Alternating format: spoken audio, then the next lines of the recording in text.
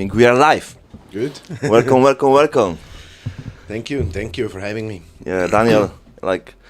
I think I found you definitely from some friends' stories, right? And then I see the pictures of the car, green BMW on the racetrack, and later skydiving, and it's remind me one crazy video. I think it's Jeff Collins. The crazy guy, he was a documentary about him, also skydiver and the base jump. Oh yeah, Jeff Corliss, yeah. Yeah, right, I remember the music was was crazy, the music and when he flying and everything. But it was documentary movie about him, and it's the main things what I remember. He have many suicide thoughts, but he said he wanna kill himself, but he don't wanna die on the stupid way, driving bicycle or whatever, right? He just say okay, if I must die, I want to do extraordinary way, right? So he's always trying, many times. So far he failed.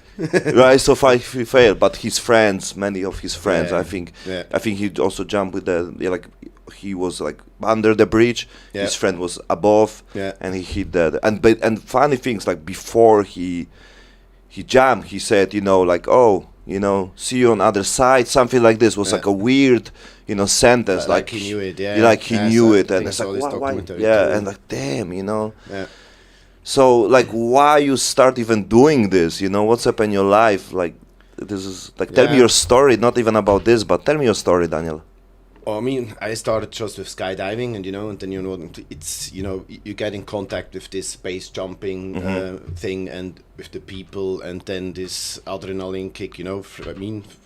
I record my heartbeat when I go skydiving. It's not even getting higher than 120 max. So for me, it's regular thing, just jumping out of the airplane, do your thing, and then you want to go a step further, and then you kind of get into this base jumping, and then and then a lot of skydivers, they do base jumping, and then this is the way how you start then also base jumping, and this gives you a kick. I think this is definitely the highest kick, and also the most dangerous sport you can do. I also lost friends already in base jumping, and I think I also can tell now which one gonna be the next on the death list, because there are some really guys you see, they I don't know, they just wanna die somehow. Especially one of my friend, we planned to go jump I think on Tuesday. He went already on Monday up to the valley in Lauterbrunnen, which is the Mecca, the most famous place for base jumping. Yeah. So and he went jumping, and then in the evening, Monday evening, I figured out he died, and he did something very stupid. I was going to this place where he jumped the next day too, and it's kind of a ramp, but you need to get away from the mountain. You need to get away from the rock as fast as possible, and he did a backflip. Oh. I mean, this is just suicide. It's so stupid. I think he just wanted to die, And many more. I told them, hey, there was also guys like Maxime. He was famous from Dubai, flying a meter above ground. It's you don't do this. I think you post this on your stories. I think last time when he was really someone between. I think there was another guy. Not Maxime, was also a Russian guy. Yeah, and you even comment this whoa, this is too much, man, too much. Yeah, you're not gonna do it. You're not gonna do it forever. So what do you think? It's going, it's happened to this people mind. Your story is more looking for adrenaline, right? Yeah. But it's also for you releasing stress because of your lifestyle, because of your, things what you do, No, I wouldn't say it's this. I just like the adrenaline kick, fast cars, fast bikes, fast, jumping from buildings, from bridges, from the mountains, from the airplane, doing, but you still can do it. It's a little bit weird to call base jumping safe, but you can do it in a safe.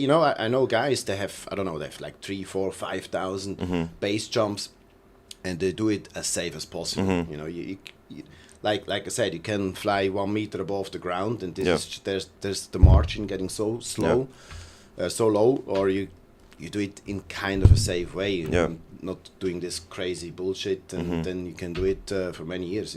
Yeah. But you think these people like suffer from something, that's why they want to do it, or they choose the base jump as a releasing? Like for you it's adrenaline, but you know, for many people maybe it's some kind of escaping from their like normal life. For some of them, yes, but you know, I have friends. They're sponsored from Red Bull. For them, it's a job, and they just love it. And, you know, I think you need to do it. You need to experience this kind of adrenaline kick, jumping from a mountain. I think there's nothing beyond. You know, and you want to have this kick again and again. I don't think maybe for some people it's just escaping from something. You know. For me also, you know, and when you struggle with something, if you go skydiving or base jumping, then everything else is. But even snowboarding for me, you know, then just do something which you really like, which gives you a kick, and then everything else is gone, you know. But you never think about base jump as like your main profession, like be teacher or have a school or something like this? No, never. Even skydiving or do these tandem jumps, I don't want to have Chinese attached to my go jumping with them, then it's not fun anymore, you know. If it's becoming a job kind of thing, then it wouldn't be fun. Then I wouldn't enjoy it as much as I do now. I think no, I stick to it as a hobby. I have a daughter. She's 30 now, but we done paragliding in Turkey. She have no fear. And it was quite high, right? It's like for first time, and later she tried the paragliding, and also from the jumping paragliding from the mountain. Sorry, jumping from the mountain. You start off from is paragliding, and they just gliding around in the air. And also with the the machine. I don't know how we call this. They have an in Pattaya also. You know, there's like the helicopters more. I don't know how they call them. Yeah, there's a para. It's also para something. Para something. Para plane. I don't know. Yeah, but she wanna jump from the plane. She wanna do skydiving. Okay. She's 13. And she said, I want to do it. I think they can start when they're 16 or something. I think can. I check it. Of course, you don't need to be approved from there. But it's also about the weight and the height.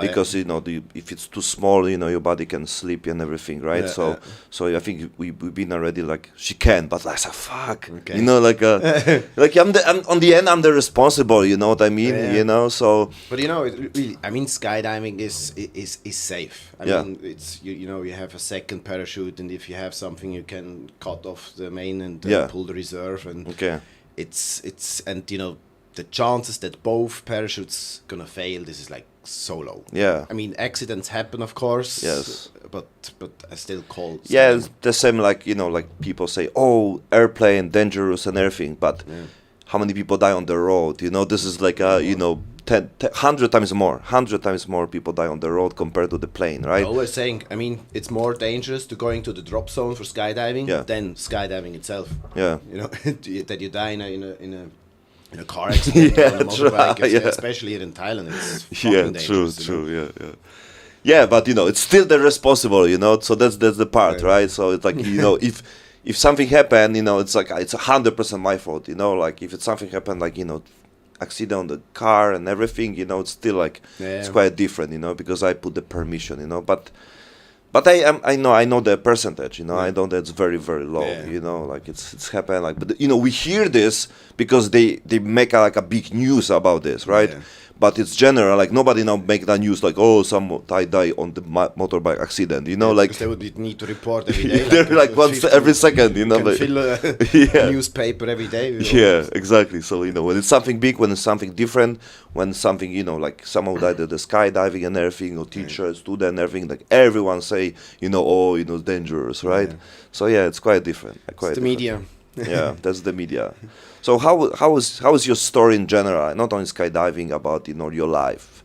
If you can tell me, like, you know, like even before you came to Thailand, like what you done, and then you are here doing this amazing things, you know, driving, you know, drifting, racing, you know, skydiving, you know, like you have a quiet, like, you know, you live your, you know, life on the way I think many people dream of, right? That's what I see, right? And I also believe that, you know, like the, you know, Instagram can be different, right? But you do it some cool things, right? Like people really want to experience, and some people don't know how to even start, right? Because, you know, money is the one thing, which is also part of your story.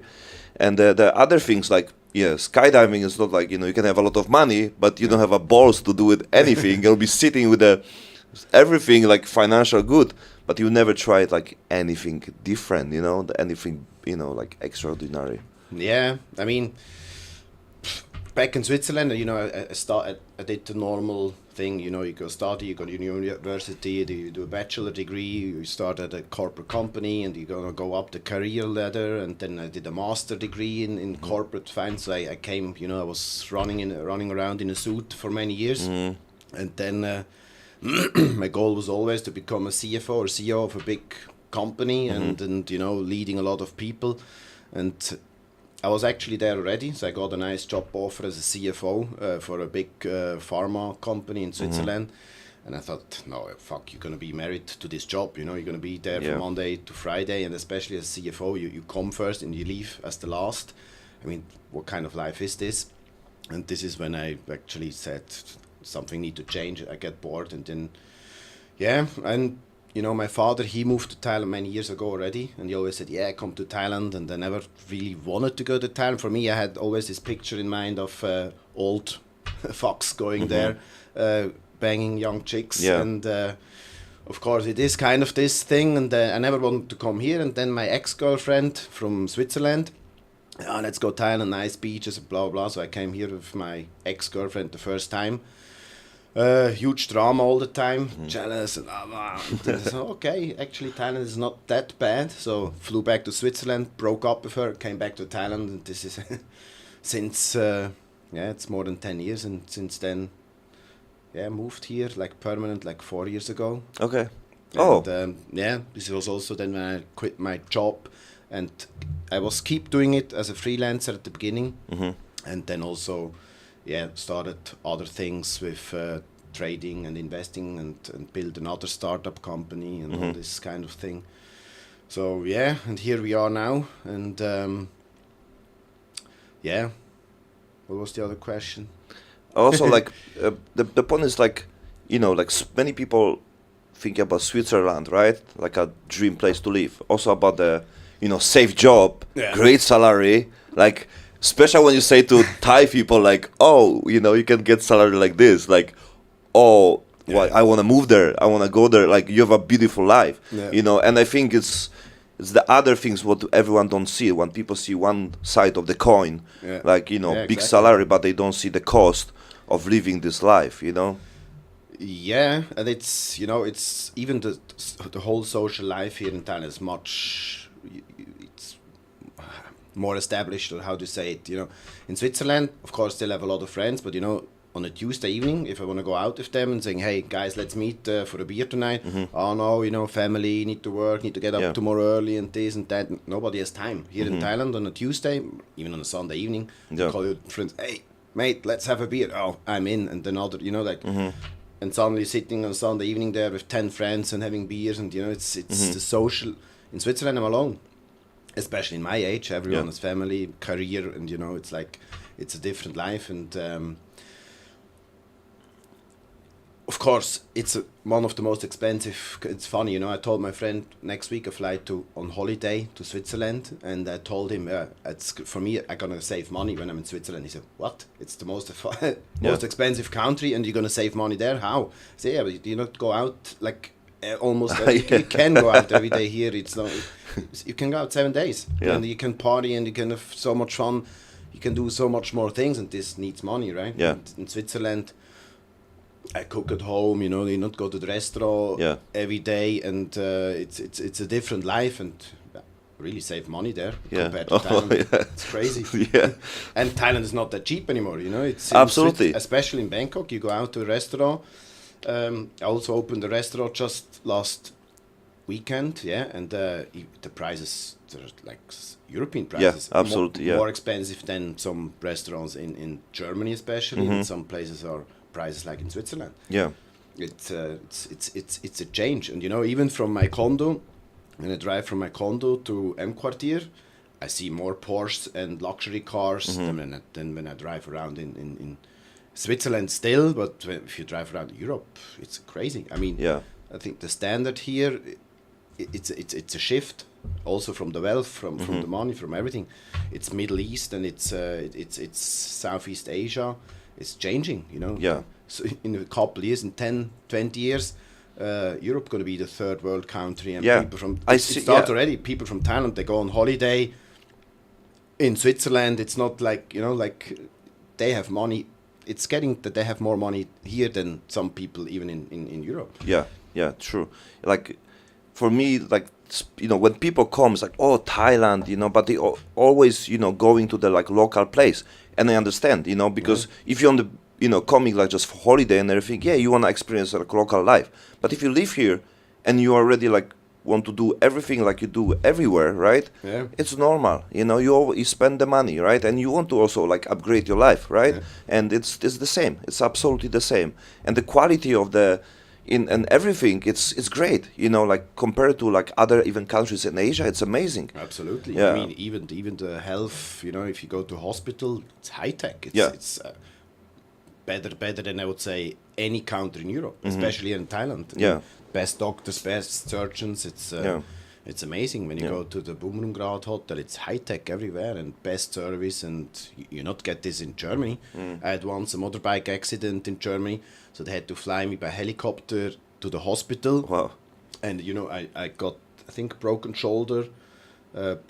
This bone was broken, and I still have a scar here, and I had to tell them what to do. You know, no, we need to do this first. And I said, guys, I know what I have, and then no, and they wouldn't give me painkillers. I was suffering like crazy, and they said, you know, maybe you need a surgery. I said, no, I don't need a surgery. I know I need painkillers, and they came with a Panadol. I said, guys, I have a broken shoulder and this bone was broken.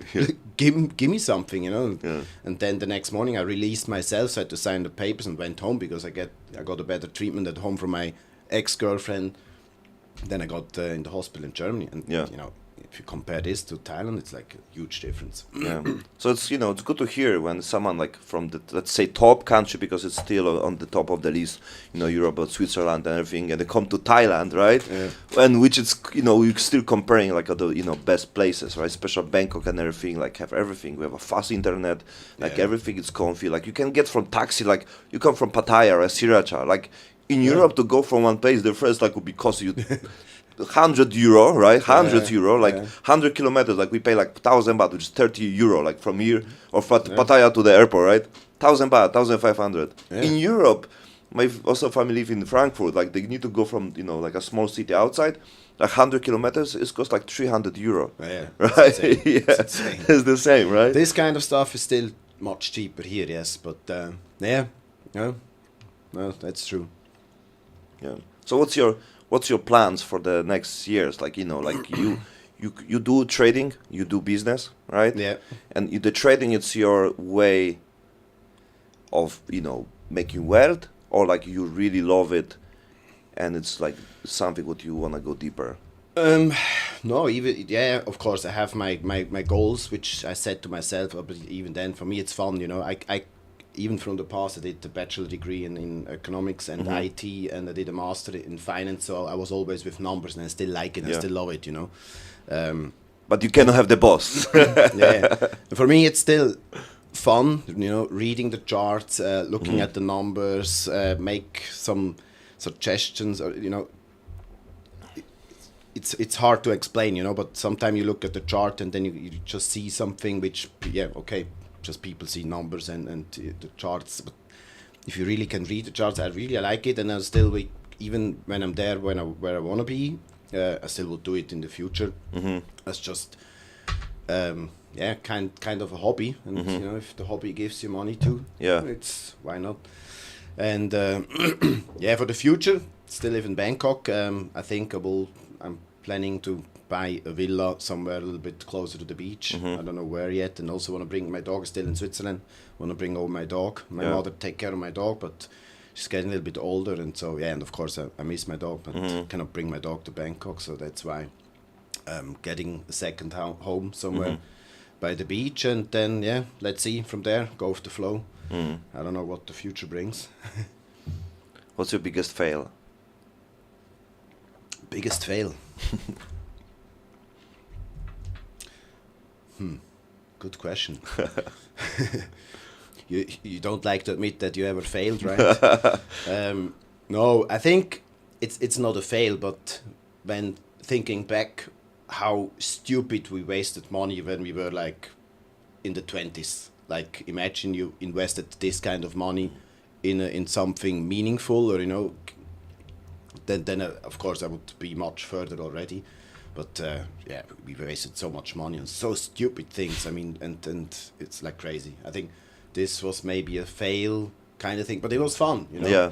But it was not also your lesson. Like then you realize, like, but I think everyone need to have some time to to be stupid, be crazy, right? Like have the going on, chicks, girls, drink and everything, because like you cannot have the like good love story without the like some bad relationship, right? And it's learning money. It's learning money. Yeah. And yeah, it's now I think because from your perspective, like now you know how you can use the money, right? But with your knowledge right now, exactly, right? Maybe imagine if the knowledge from today, when you were young, that would be awesome. Then we will have another life now, I guess. Yeah. Because you count also the time.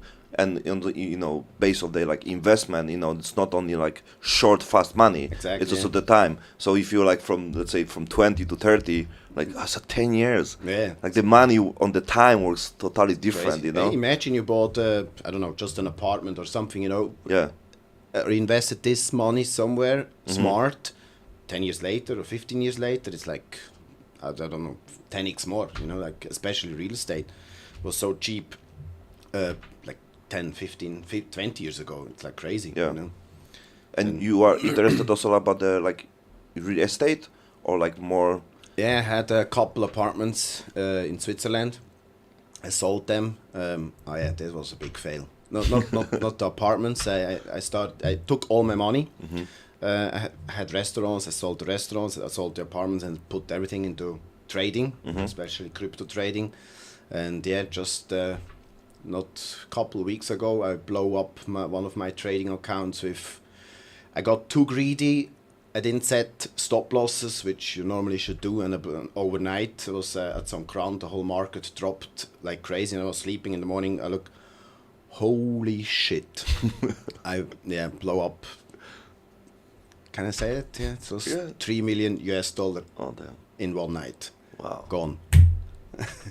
Yeah, I think this was one of the biggest fails ever. Yeah, it was definitely. The biggest lesson as well, right? Like. Yeah, the most expensive learning lesson ever. Yeah. I hear the story like some guy like work on the company and also like waste whatever, lose couple $1 million. And he go to boss and I already like have a signing documents for like kicking out from the job, right? Yeah. Fire him and like, well, what you doing? And like I fucked up. I lose a lot of money because of me. What I can do on this company anymore, right? Yeah. And it's like, bro, you like give me like the most expensive lesson. Now you get to learn something from this, so you be better, and then so we can do something about this one, right? So what?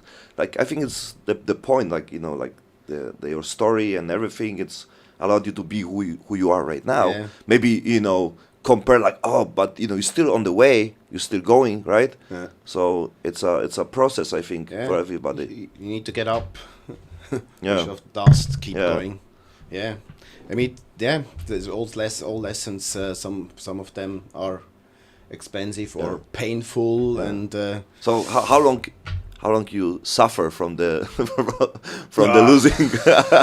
What's happened after? Like I couldn't sleep anymore. I was really like I was dreaming about this shit, and I was sitting home 3 days, and all my friends, hey, let's go out. It's some crown. I said, oh fuck no, I'm not in the mood. It was. But then, we're still alive, and then when was this? When like it was like 3 months ago. Was during some crown. It was just now. Yeah, it just happened recently. Oh my god. Yeah, it was like really really bad. And then 3 days later said, come on, fuck it. I just do it again just to prove it was not luck. I can do it. Yeah. So, that was really painful. But So you have also like friends, who are, do the same things. Like you have like your circle who also invest and, or you like more into like playing, your own game. Because you are quite a social guy. Like you have yeah. like, always people around you, right? But I see also they're also active, right? They're not like. No, it doesn't. They most of them they still have a job or have other businesses, real estate. One of my close friend, he has a lot of real estate also in Switzerland, and no, in this kind of thing, of course, everyone does having Bitcoin and Ethereum a little bit and does a little bit of kind of trading, but not like I do. Get up in the morning, reading the charts and the news, making conclusions out of it, and set the trades and stuff. No, not.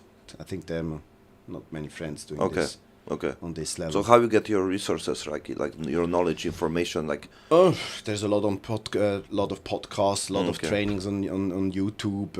I was reading books, and understanding this kind of number thing. I mean, I studied was also not the trading itself. Oh, even though we had trading in the university a little bit too, but there's a lot of online knowledge in the time of internet. You can find all. You just need to.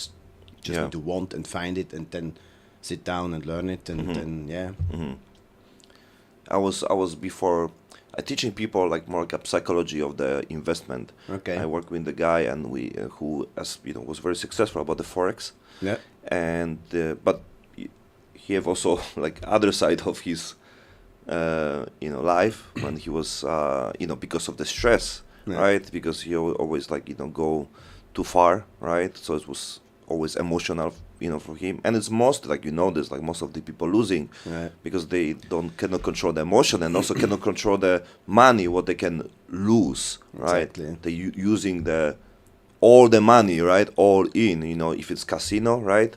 So how about you? Like I tell you later the story, but how about you? Like you are safe player or you are risk player, or you have your own rules how to manage this your emotion, or you just go to the skydiving and it's like No, I have quite, I would say, a high risk tolerance or profile, also coming from my sport. I'm not this. I think other people, if they would risk that much, I went basically all in with all my money I had, and everyone's saying, "Are you crazy? Are you nuts?" I mean, I still sleep good. Except after those nights where I blow up my account, but now my risk tolerance is quite high, do it, or how to say? I forgot it. You mean like because I also have like a sentence like like I have two things. Like one is like the ones who give this the ones who receive sometimes they eat well. But the one who give, they always sleep good. Yeah. But it's it's more into like like helping and giving and sharing and everything, right?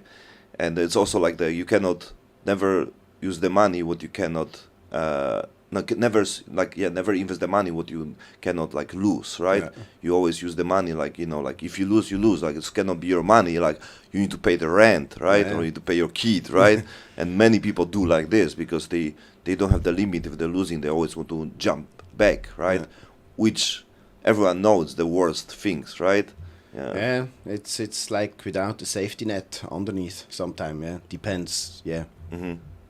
Are you the one to also like promote investment for like other people? Like you tell people like you should try it and go here because there's many business like in crypto and many other like more people getting money to teach and others, right? Than actually the getting money from their own investment. Yeah, I did in fact, but I mean I also told my parents, especially I see Bitcoin will go to 100,000. I will bet my hand on it. Okay. And maybe even this year, maybe beginning next year. And I even told my parents, look, if you have some money, you don't need to touch for the next couple months or better years. In the investment, it's always you need to have time. Mm-hmm. Time beats everything. And I told them if you have money on your bank account, which does nothing, you don't need to. For the next couple 1 or 2 years, just buy Bitcoin. It's the simplest thing. my dad, yeah, he tripled the money already, and even my mom. I mean, and also other friends. I don't want to do. I got friends. They ask me, "Can you trade for me?" Or can you? I don't like this or like it's another game. If I gamble with my money, it's in my own responsibility. But it's like you said, you need to trade without emotions. And if I trade the money for someone else, it's you don't want to lose the money from someone else. Then emotions coming into the game, and then you wouldn't trade the same as you do when you just gamble with your own money. Yeah. And yeah, you really need to do it without any emotions. Especially when I blew up my account, I knew, okay, fuck, don't trade now because it's going to be kind of a revenge trade. You want to make it back as fast as possible. Calm down first, and then make a new game plan. Yeah. So continue my story. Like I met a guy who did well on the forex, but like his other side, he was addicted about alcohol. So it's the emotion take over, especially when it's like connect with the losing, right? And then the amount of the alcohol, what he drink and everything, and like it's totally destroyed his life. And it's like I saved his life, taking out from the ground. And he go on the bad relationship also in the Philippines. Girl from the bar who say she will take care of him. But basically she make him more. Let's say crazy because of the money. So she use him because it's easy to control people like this. Yeah. And it's go really really far. It was one day when I tried to take out him from the addiction, take him out from the also from the from her. Yeah. And I'm afraid of my life because her brother was basically a killer. In the Mindanao in the Philippines. The death not cost much, man. And I'm afraid of my life, especially when they take over someone who bring a lot of money from them. So they try to keep the foreigner, right? Of course. Yeah, and even they're like, bro, like she steal you, she steal money from you, she control you, she take everything, like you don't even not aware. No, she's good and everything, like, bro.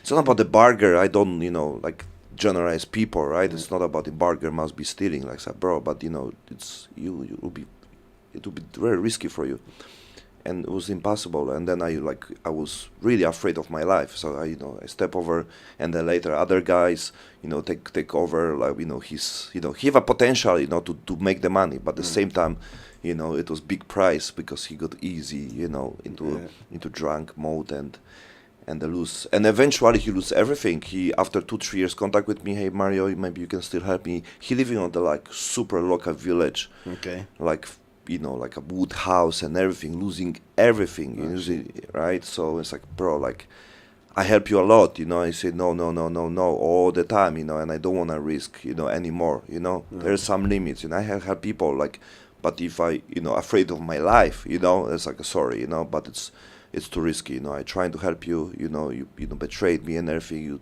trying to like say I'm the bad guy, and sorry, like I can't help you anymore, so I hope he's fine, but it was good lesson to also see the people on the top, who who everyone watching, like, oh, I want to be like you, oh, I want a Porsche like you, I want to have house like you, I want to have villa like you, in the Philippines he was king. But then nobody see the other side, when he was drunk, he was like drunk until he fucking fail and like his body like not react, right? So that's, I think many people don't see, like even about the success and potential, like to control the emotion, and control life, like everyone have a party mode and everything, right? That's all about the limit, right? I even read today the like comment from the Alex Pereira, Alex Pereira, they fought the Sunday. And he said, like, I cannot drink, like, just 1 or 2 glasses of drink. It's, like, impossible, When I drink, I go all in, That's why I don't want to drink, because I cannot control myself. So that's the other things, because, like, many people, like, if they do something, they go all in, right?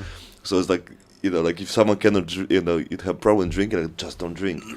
Or just try, like some people like, oh, bro, alcohol is not for you. You should try drugs. Like easier to control, It's not good recommendation, but there's different kind of drugs. So can be weed, right? So that's the story, Yeah. So, like you said, like the trading, like what's your main focus? Like if you can, like you can connect what you can say like your passion. You can connect passion with your things what you earn money, or it's everything for you is like a different, because I think you are quite stable guy, right? You use, like, we even comment my things when the Gary Brechka, what was it's I say correct, the guy who also is a coach of the Dana White, he do it a lot of like life advice, right? It's like his name is Gary, but always forget his name. But this guy, it's like gave me a lot of knowledge. He working on the I think insurance company when he predict how long people live. Yeah, exactly. Yeah, with this genetic test. Yes, something. yes. Also this one, and then you actually can see like everything about someone. That's why Dana White was like shocked about his knowledge, information about his health. So he said, "You live like 10 more years." I said, "Fuck." He was already like 48. So I was like, "Damn."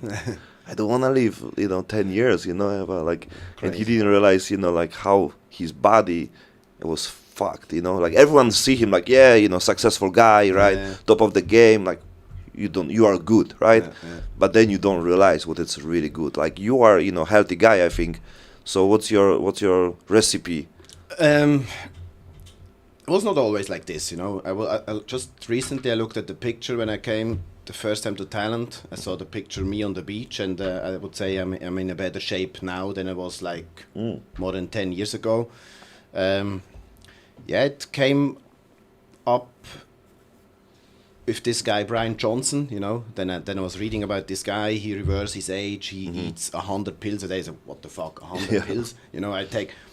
That time I took maybe almost every day one pill, like magnesium. This for me that time was like having a pill every day, like it's like kind of crazy, And then I was reading about this, and everything made more and more sense. And then this was how I came. I was reading more, and then also the other guys, and then you listen to the Huberman. Yeah. And there's another guy, also young, good guy, Sim. He's a Lithuanian guy, I think.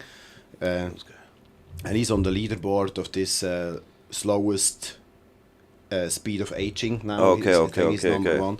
I was looking at his podcast, and everything made more and more sense. And then why not? I mean, if you can live to 70, 80, 90 or 100 years old and still jumping from the airplanes, why not? And this is how I came a little bit in this longevity topic. I was reading more, listening to podcasts, and then also adjusted a little bit my lifestyle. Or I would say I have a healthier lifestyle than back a few years ago. And I get up, I go to the gym, I do sauna every day. Even sauna is very healthy. Yeah. How long you do sauna? I mean, like, what's your schedule for this? I do 3 rounds at 10 minutes, and they say if you do like 30 minutes at least 4 times a week, the risk that you die on a cardiovascular disease is 50% lower. I mean, this is crazy numbers. It's just not a little bit healthier. It's like the numbers, the studies they did is really sauna is a good thing. So and also what I eat and how to sleep. Not so easy if you live in Bangkok. I still try to prioritize the sleep. Which I would say sleep, what you eat, and exercise regularly. This is like 80% already. Yeah. And then with some supplements and other things, you still can do the other 20%. And then, like this guy Brian Johnson, I think he reversed his age with a lot of biomarkers, like years. He has some biomarkers. He's 46 now, and some of his biomarkers are like 18. This is like. And these are really numbers, I'm also a number guy, and I believe in these numbers. You can just feel better or younger, or you look a little bit better. The numbers, you can do a blood test, and then you have the numbers. Yeah, I think I know this guy. He also say like every part of his every part of his body, like a separately, and then he see like he's different part. He was 18, 25, and everything. So he check each like individual, not like in general, but individual. Because if it's one is fucked up, it's later have a connection with everything, right? Your heart can be good, but your liver can be fucked up, or your joints, or even your brain. It can be you can be fit up, I don't know, 60, 70, but your brain, if you physically still fit, but your brain fucks up, then it's like in US, if you are obese and you go to doctor and you have a problem with your knee, they don't check you know about how fat you are, and they're like about your diet and everything. Yeah. They just fixing your knee, right? It's like bro, like you have like holding on the knee 150 kilo, right? Yeah. Like no matter how you can fix, it will be still fucked up. You know, there's no way. You know, your whole life you can Not walk. treating the cause, they just it's like this is crazy. Yeah, and this guy, he has like 80 biomarkers, measure like really everything. He spends like $2 million per year just to and he make everything public. That's a cool thing, He's not selling books, or he started to sell the supplements too now, but it's really he can go and it's just always read it, and you can adopt what you think. Okay, this makes sense for me, and this doesn't make sense. Yeah. I mean, I checked my liver. Okay, I was drinking a lot, especially when you have your own bar, etc. And I checked before I came in. It was at the very beginning. I checked my liver was not so in a good shape, and now with all the adjustments I did and supplements and everything, my liver is perfectly fine, even though still drinking from time to time. Yeah. But like it's a cleaning, it's special to exercise and everything. Like they check sometimes. Oh, like your lungs when you smoke, it will be like brown, dark, and everything, right? But basically, they don't understand. Like every time when you breathe, you clean, right? Yeah. So if they check, like they show like 100 cigarettes make you like this, like but you make 1,000 of the inhale exhale, and every time it's cleaning, right? Drinking, like sleep and everything. It's every day. It's basically cleaning. Before I was like working hard, like also like until 9 a.m. and everything. So I thought like, oh yeah, I'm superpower, like I can work whole night, So it was for me like a part, like the dream and the sleeping is not, important, because I thought like I want to get the level where I want to be, so I need to have less sleep, more work. Exactly. And I also like didn't realize like how important it is, especially when about the people who saying. Everyone's saying the same. The sleep is like our number most one. important. Yeah, most important. Yeah, absolutely. Yeah. It heals. It's the best medicine. It fixes everything. Yeah. Even even you're in a bad mood or everything. It's like and then you have these different sleep phases. Like one is for the brain, and deep sleep is for the body, and yes. It fixes everything. Just have a good night of sleep, and the next day is different, completely different. Yeah. Like Khabib, Norman. I always don't say. Like everyone know Khabib, right? There's no other Khabib. So Khabib also say like when he train, like prepare the fight, whatever. But he train all the time, and he always say like people like going to supplements, going this sauna, this one. It's like, hey, just go sleep. Yeah. Between workouts, just go sleep, nap, come back, sleep, come back, sleep. Even Ronaldo, he does, I think, every day, like 1 or 2 naps in addition. He say he sleeps 8 to 10 hours every day. Every day. Yeah. You need it. Yeah, it's the best. Like that's why also. Like I try to like the same like you. Like I realize like so many, and it's exactly about what we said. You hear more people who have big voice, and then also like they talk with the people who we know, like fighters, Dana White, Joe Rogan, Mike Tyson and everything, and like, whoa, you cannot lie for hours on the podcast, right? Yeah. Like talk bullshit, right? This person, like later they can sell something like supplements and everything. It's fine. Like Gary sell like also the DNA test and everything. But you see, they are not fucking working 8-10 hours a day and they talk on the podcast bullshit all the time. Like this is super hard to check, right? That's why I love podcasts, because like on the video, like 30 seconds ad on the TV, like, oh, buy this supplement, like it's bullshit, like they hire the same person from every advertisement, because maybe everyone believe them. So that's the point. Like I think it's the people who like sharing the knowledge, information, special, very controversial, many things like what you like last time, the things about the aspartame and all the sugar substitutes, this is all bullshit, and people are like, oh, I don't drink sugar, I drink this, right? I drink cola without sugar, it's fine, like diet cola. It's like, come on, it's not about sugar, it's about all the things are there. It's definitely like but you still hard to say no, because your brain, your body say, oh, I'll try it. Oh, okay, because it's cold. Oh, okay, like it's not our decision anymore, right? That's all about this, about the food, right? I was big vegan promoter. I hate people who eat meat, like even 1 year ago, right? Okay, you are vegan. No, I was vegan, like for like before, but now I'm like my 80% diet. It's beef, right? Okay. Beef and lamb. And and I was like shocked, like also like how it works for me. I tried keto, but the keto was like too strict, so I don't like when some rules and everything, especially when they like you just eat fat, more fat. So I also didn't know the beef that time. If I maybe not beef because there was about the fat, so I eat pork, chicken, and everything. Like in chicken don't have much fat, but pork have, especially in Thailand. Like the crispy pork. I was like, wow, I can eat crispy pork all the time, but I don't feel good. And then I 1 year ago, I 8 months ago, I found the discover again beef. Like I ate some of the restaurant and the price of first is crazy price, like 2,000, 3,000 baht for good beef.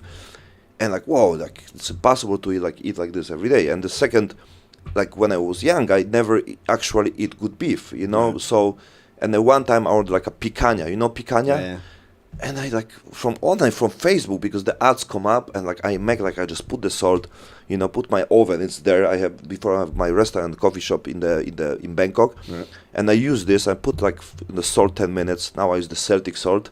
The Celtic salt. Much better than the pink salt. Yeah, absolutely. Yeah, and there's also Baja salt. He also talked about, I cannot find in Thailand, but he said it's the best. But the Celtic salt, it's actually good. And I love drinking with water. I tried, and this salt, I love it.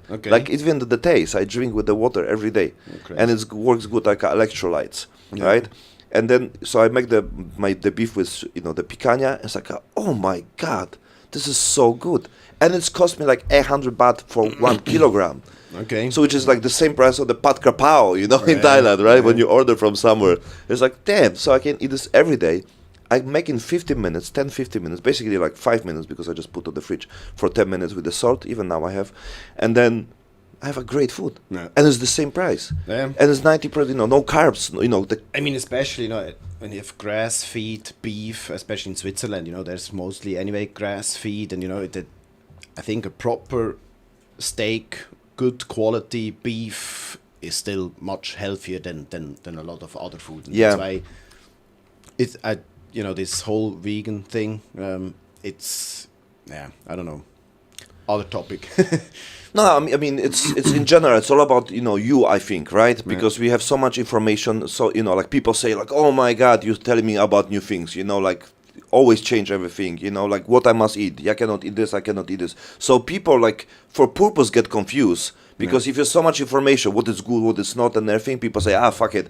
If it's nothing, it's good because you always change mind. Because I talk to my family I'll eat this one now, and last time you told me don't eat this. Now you tell me eat this.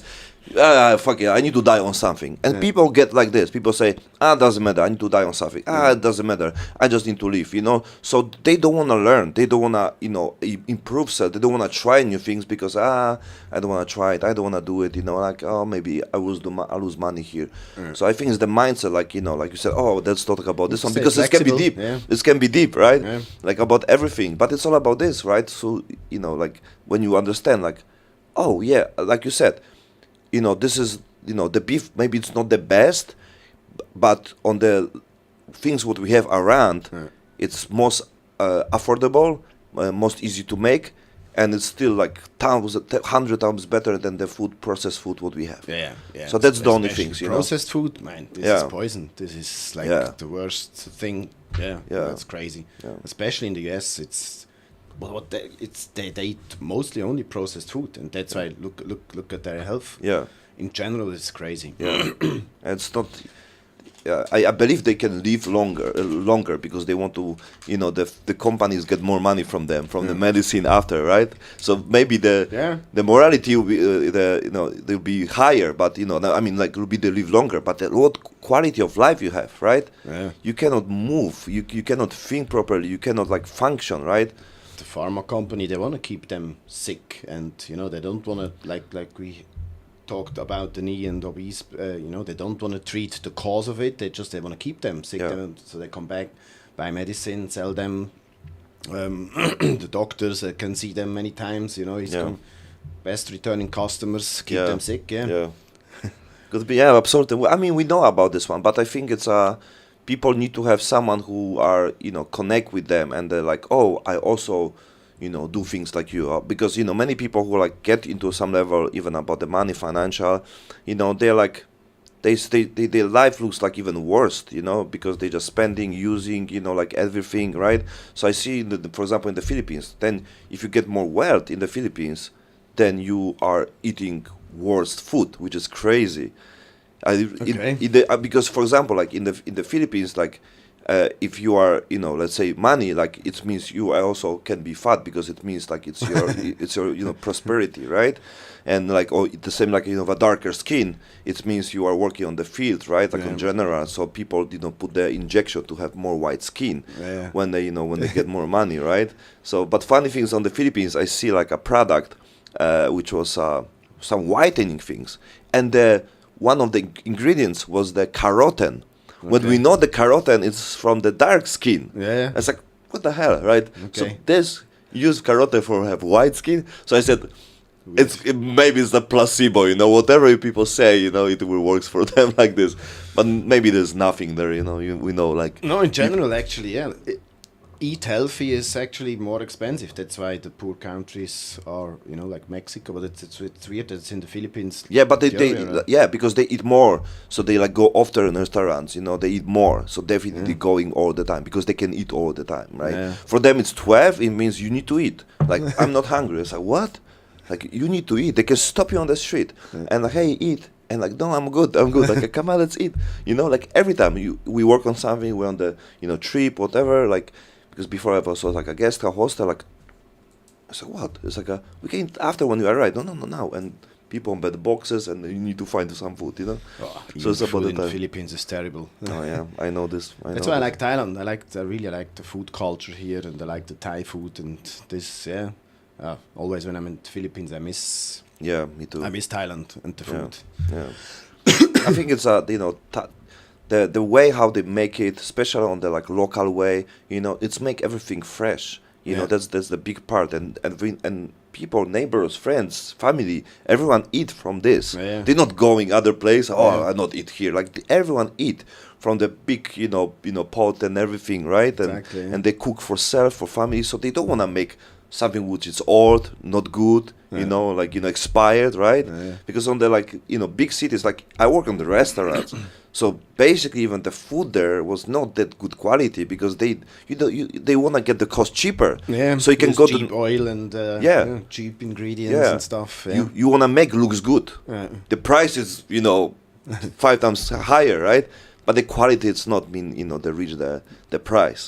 That's what I know, like on the, you know, nice restaurant, like, oh my God, if people know what they eat, you know, like, you think it's still good? Like, do it, you know, like, oh damn, you know, because they don't care, because they, you know, the ratio of the people come, you know, they don't know if they get sick from this or this, so they don't care. They don't have this responsibility. But in the local, if someone gets sick in Thailand, you know, they know it's from here because I only eat here, right? So they don't want to make something like this. They don't want to make, you know, food not fresh and everything, and they cook every day, right? Happen, of course, but I think the quality and the, you know, vegetables, what they put, the leaves, the how we call this, from the soya beans and everything they eat, like you can get for free, right? You can eat this every time. In the Philippines, impossible. You don't have anything for free. Jollibee, Jollibee, Jollibee and choking.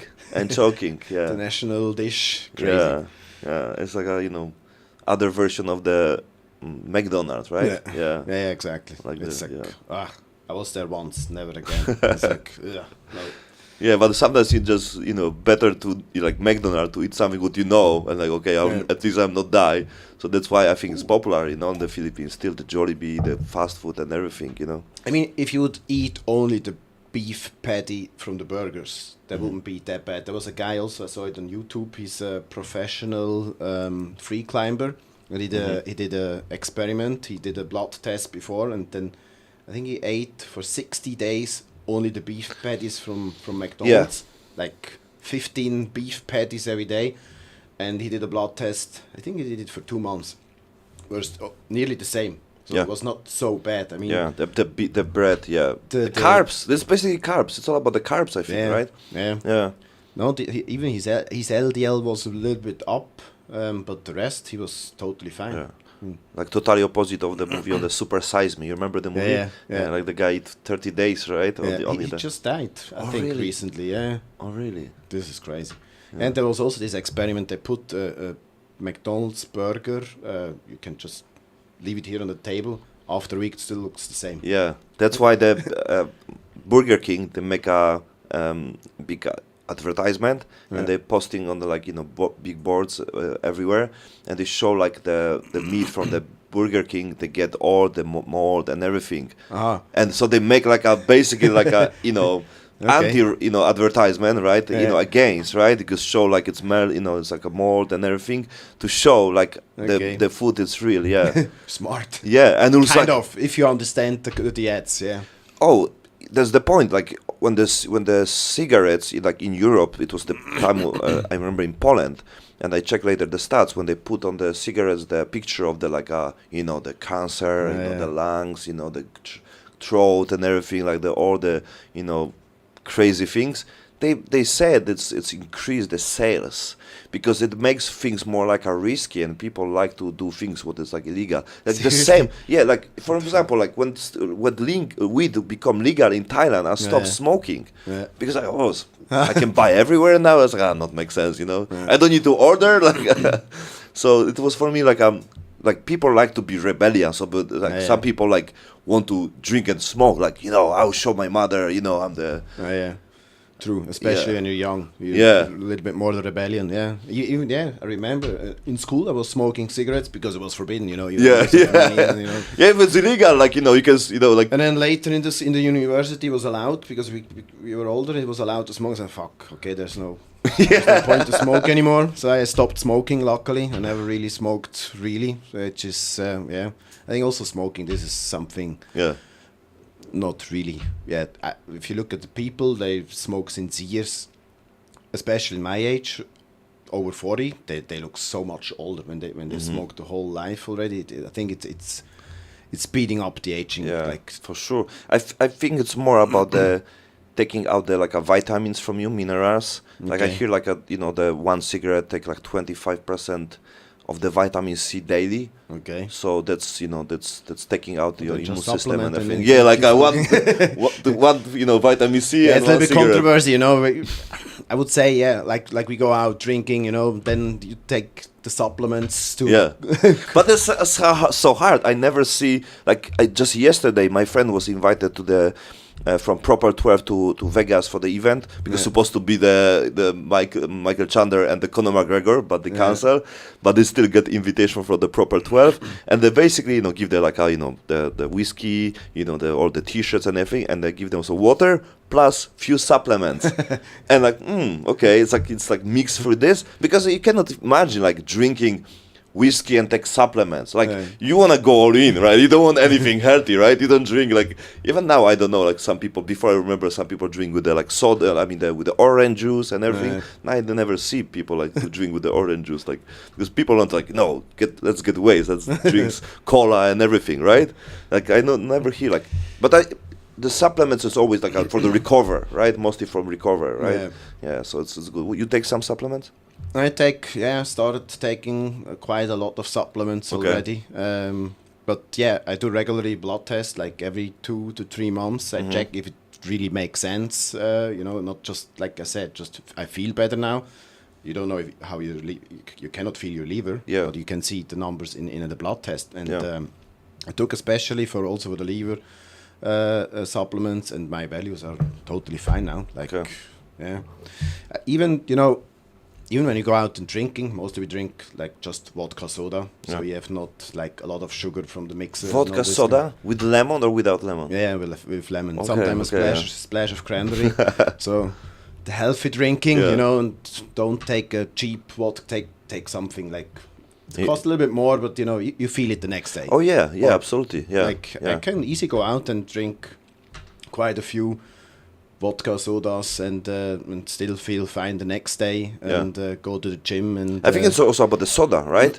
Because if you drink with the sugar, it's exactly fuck you up a lot. Huh? Yeah, if you mix it with Red Bull, it fucks up your sleep. It fucks up. You get a lot of sugar, and I don't know why, but the hangover for me is much worse, and especially if you mix a lot of shit together. You just drink a clean, good vodka. I like Ciroc vodka.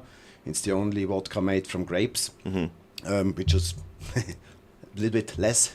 I will bet it's stupid to call it healthier, but from grapes, which one? From grapes? From grapes, yeah. Ciroc, that's the only vodka made from grapes. Normally, vodka's made from corn. What is it? No, I don't.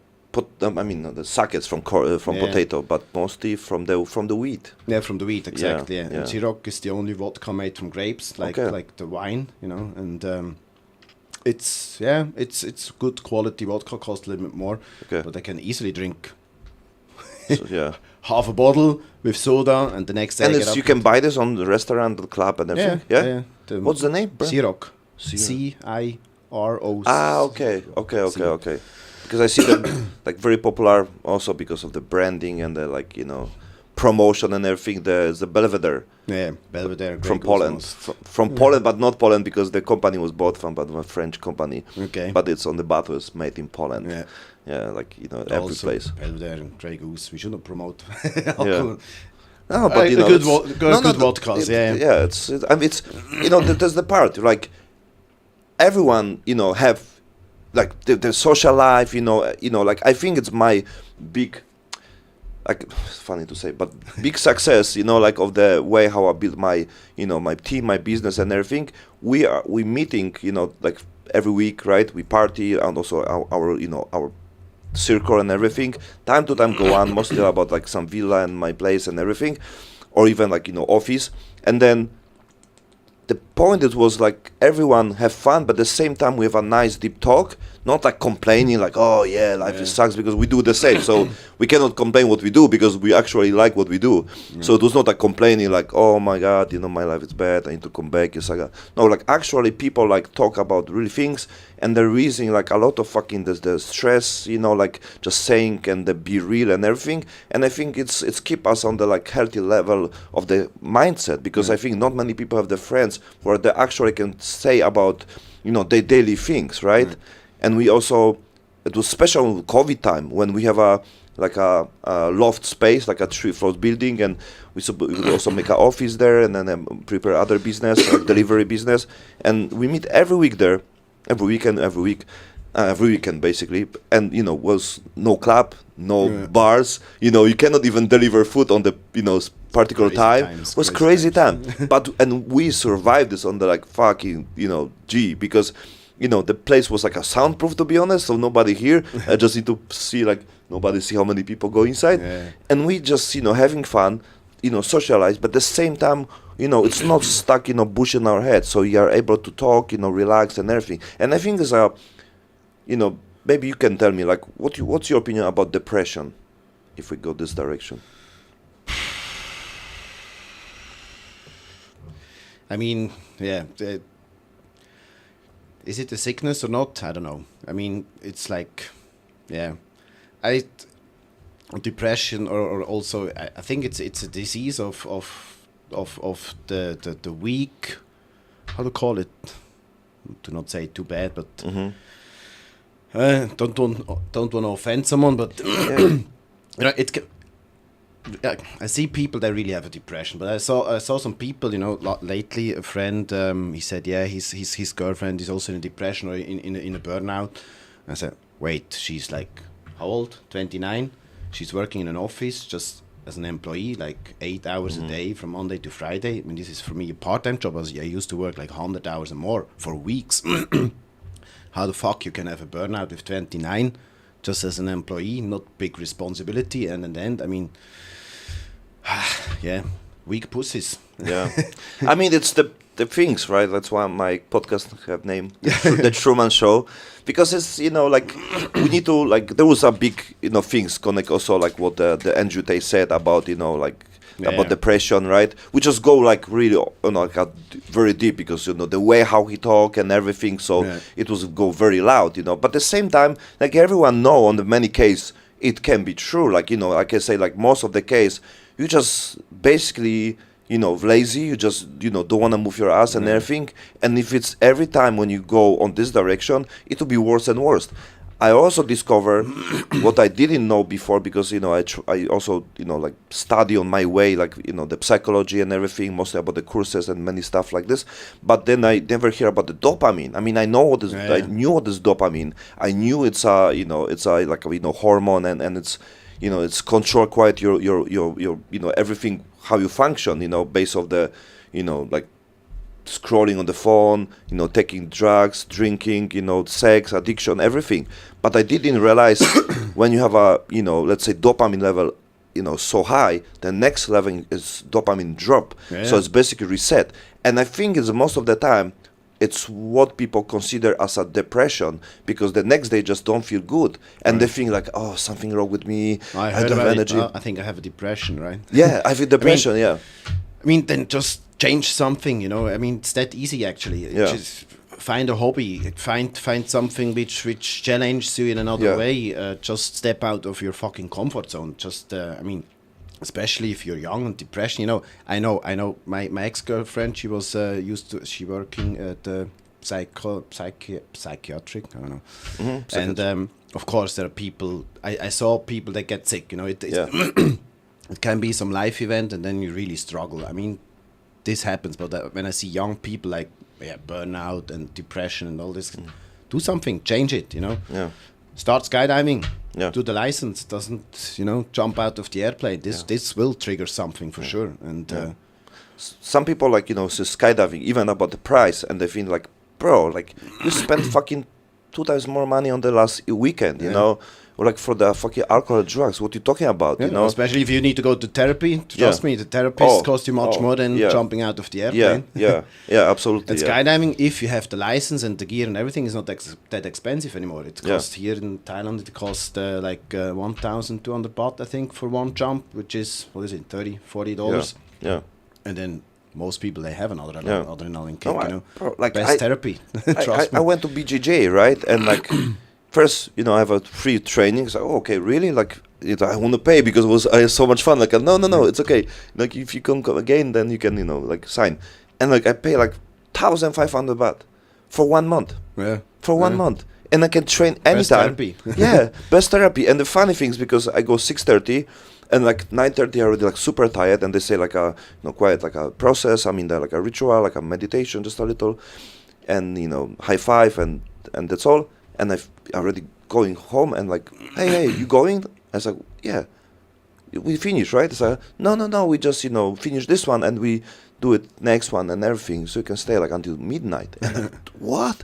You staying like 4.5 hours? Yeah, because the family, like, they're preparing kids for the competition and everything. So they make a barbecue there, the chilling and everything. They do it 4.5 hours. And last time I go to the course and said, oh, like, you do it on the morning and the evening, like how many hours? Like, not just 1.5, 2 hours max.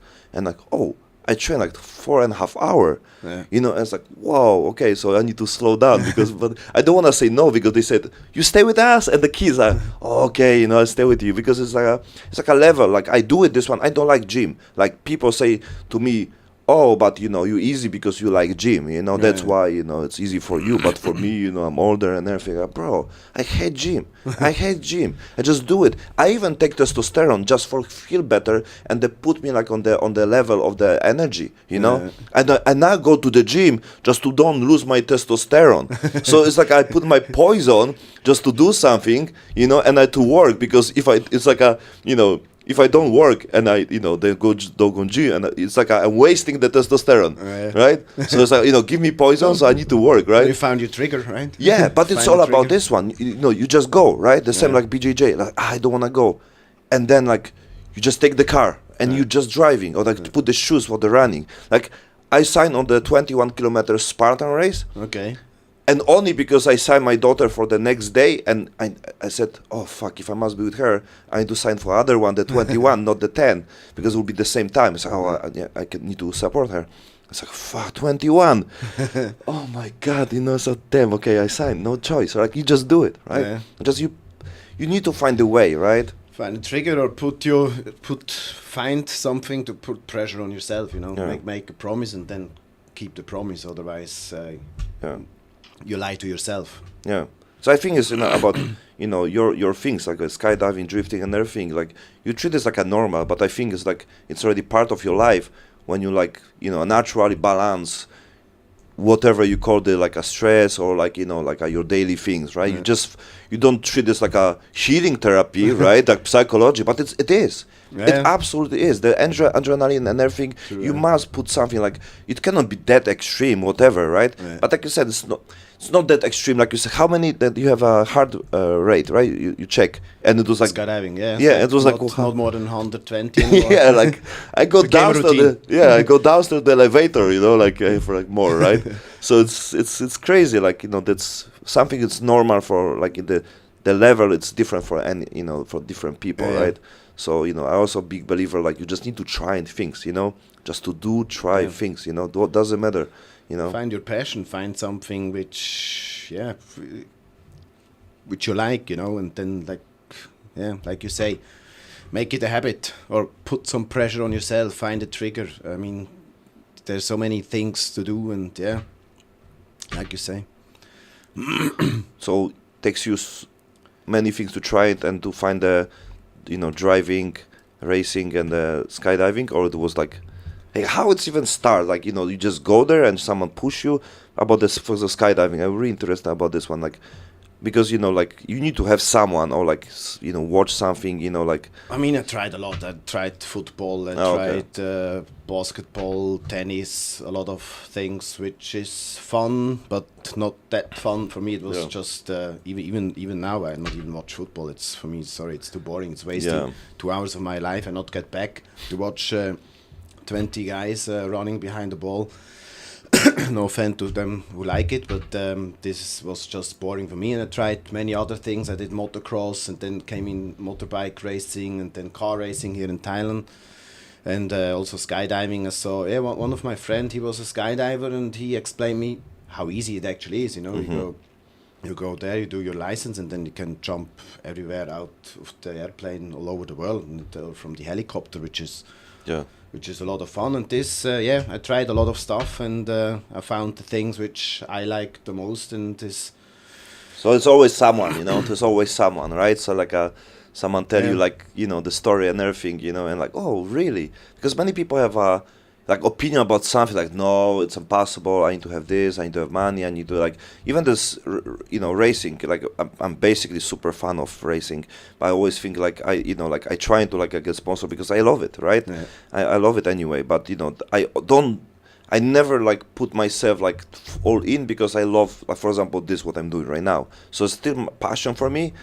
And I also discovered like driving in Thailand, it's a fucking GTA racing, and like I love it so much, now I'm trying to get even like a slower car just to be more calm. I'm trying to buy like the older Mercedes, the W 140, like the S class, like from 1996, which is like fucking awesome. Like a sofa, right? And it's great price here, and like you can really like drive comfy, and you make everything.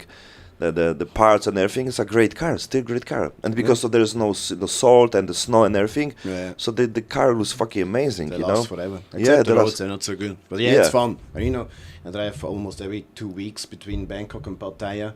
It's like it's like and it teach me a lot of things. It teach me a lot of things, like connect with the like my emotions and everything. I'm still asshole, like I don't know, but I try to my best, like just to like avoid them. Like doesn't matter if you stay on the fucking like right side and just go, like. And you need to look ahead. You need to see, and you need. It's like a game. You need to think. Okay, you have 4 or 5 cars in front of you. So this guy making. It's even a calculation. Oh yeah, absolutely. It's a fucking process going up. So when you have someone who driving with you and they saying like, "Oh, be careful," you say like, it's like I was looking like 5 cars, in front already. I know what's gonna happen. Yeah. Even the chances. How much is the chance? Yeah. I was very close. I got no. It's like I knew he's going here, so I can go here. This guy drives slow, so it's like I also like I love this. That's why I don't fucking play game. I just take my car and then just go on the road, and it's a game for me. And especially about the business and everything, the connect with the people and everything is the same fucking GTA.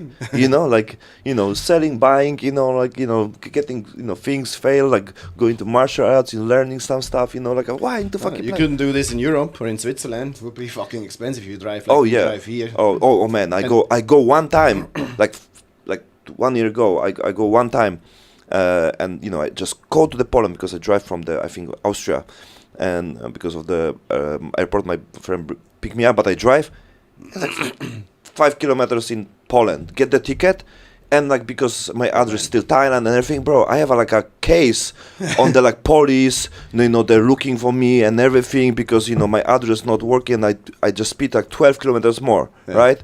But I also have a good experience because before I thought like police are assholes because of the COVID and everything. They catch people no mask, put to the jail, crazy things. So I thought like police are assholes. And then I take I have a car from my friend and like a Mustang Shelby. Yeah. So it's like, hey, do you have some car? It's like, oh yeah, I have a car for you. And like, bro, like there's like to going to one place to another like 25 liters of gasoline. So fuck.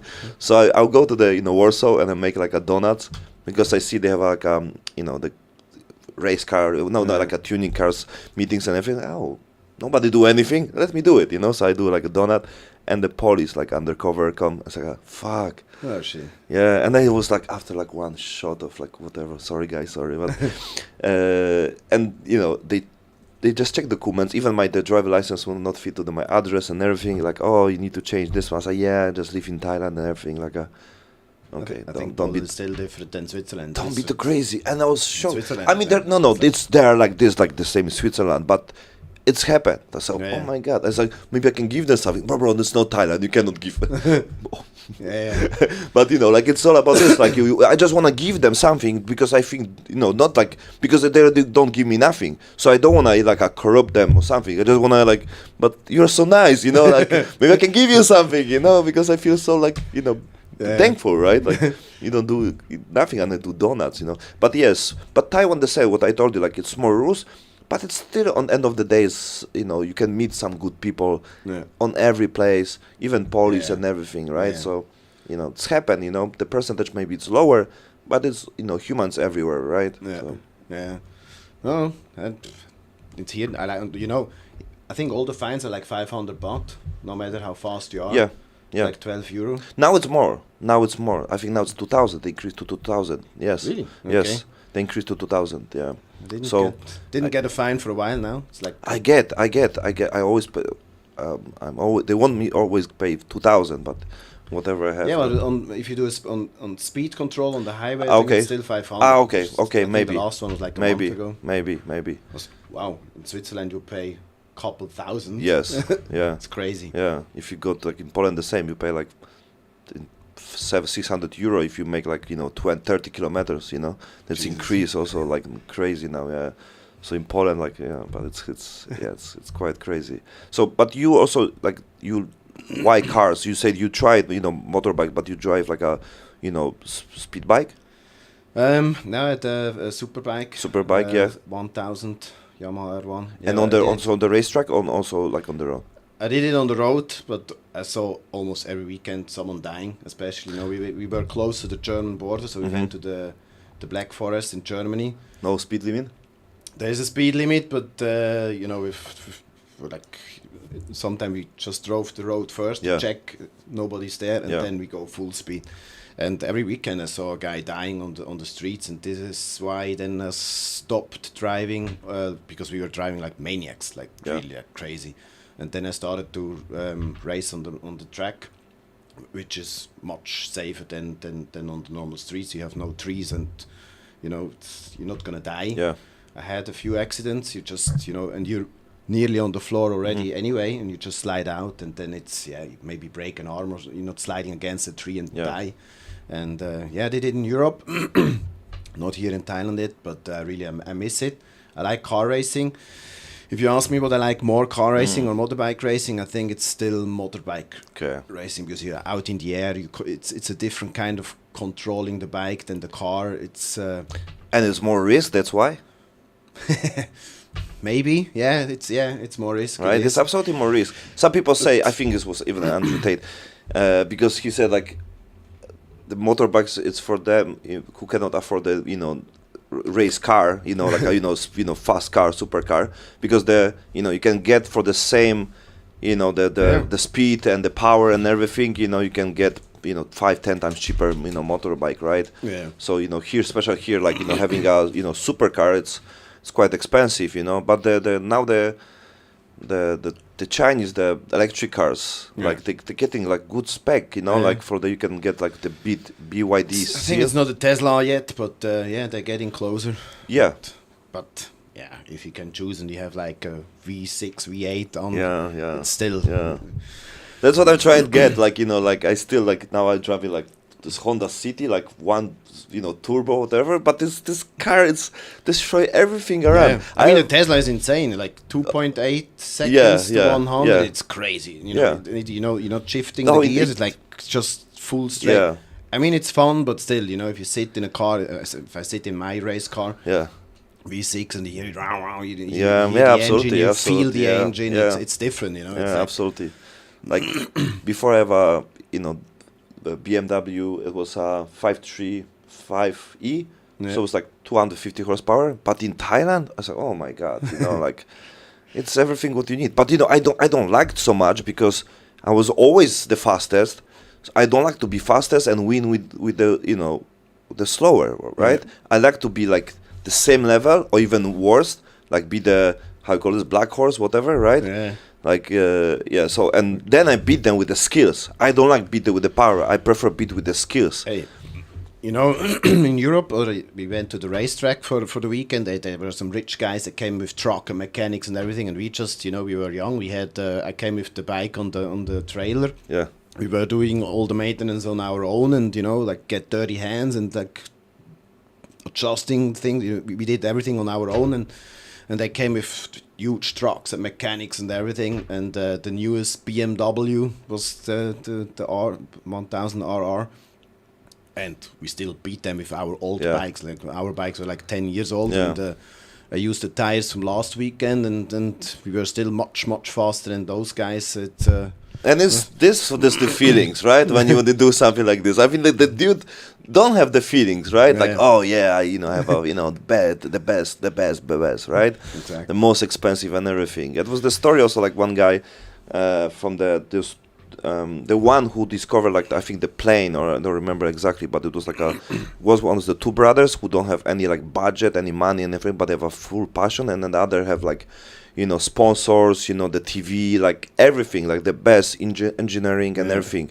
And they basically, you know, the two brothers, like they have nothing, right? But they have a passion, they love it, right? Yeah. They do it because they love it, right? They do it because they love it. Yeah. And then you get good in something. Exactly. You do it because you love it. And because you need to. Yeah, and this one they try it once and they fail and they never try it again. Yeah. And they have all the sponsor, all the money, all best things, all the best parts, mechanic and everything. And they didn't make it. They fail for the first time and they never try it again.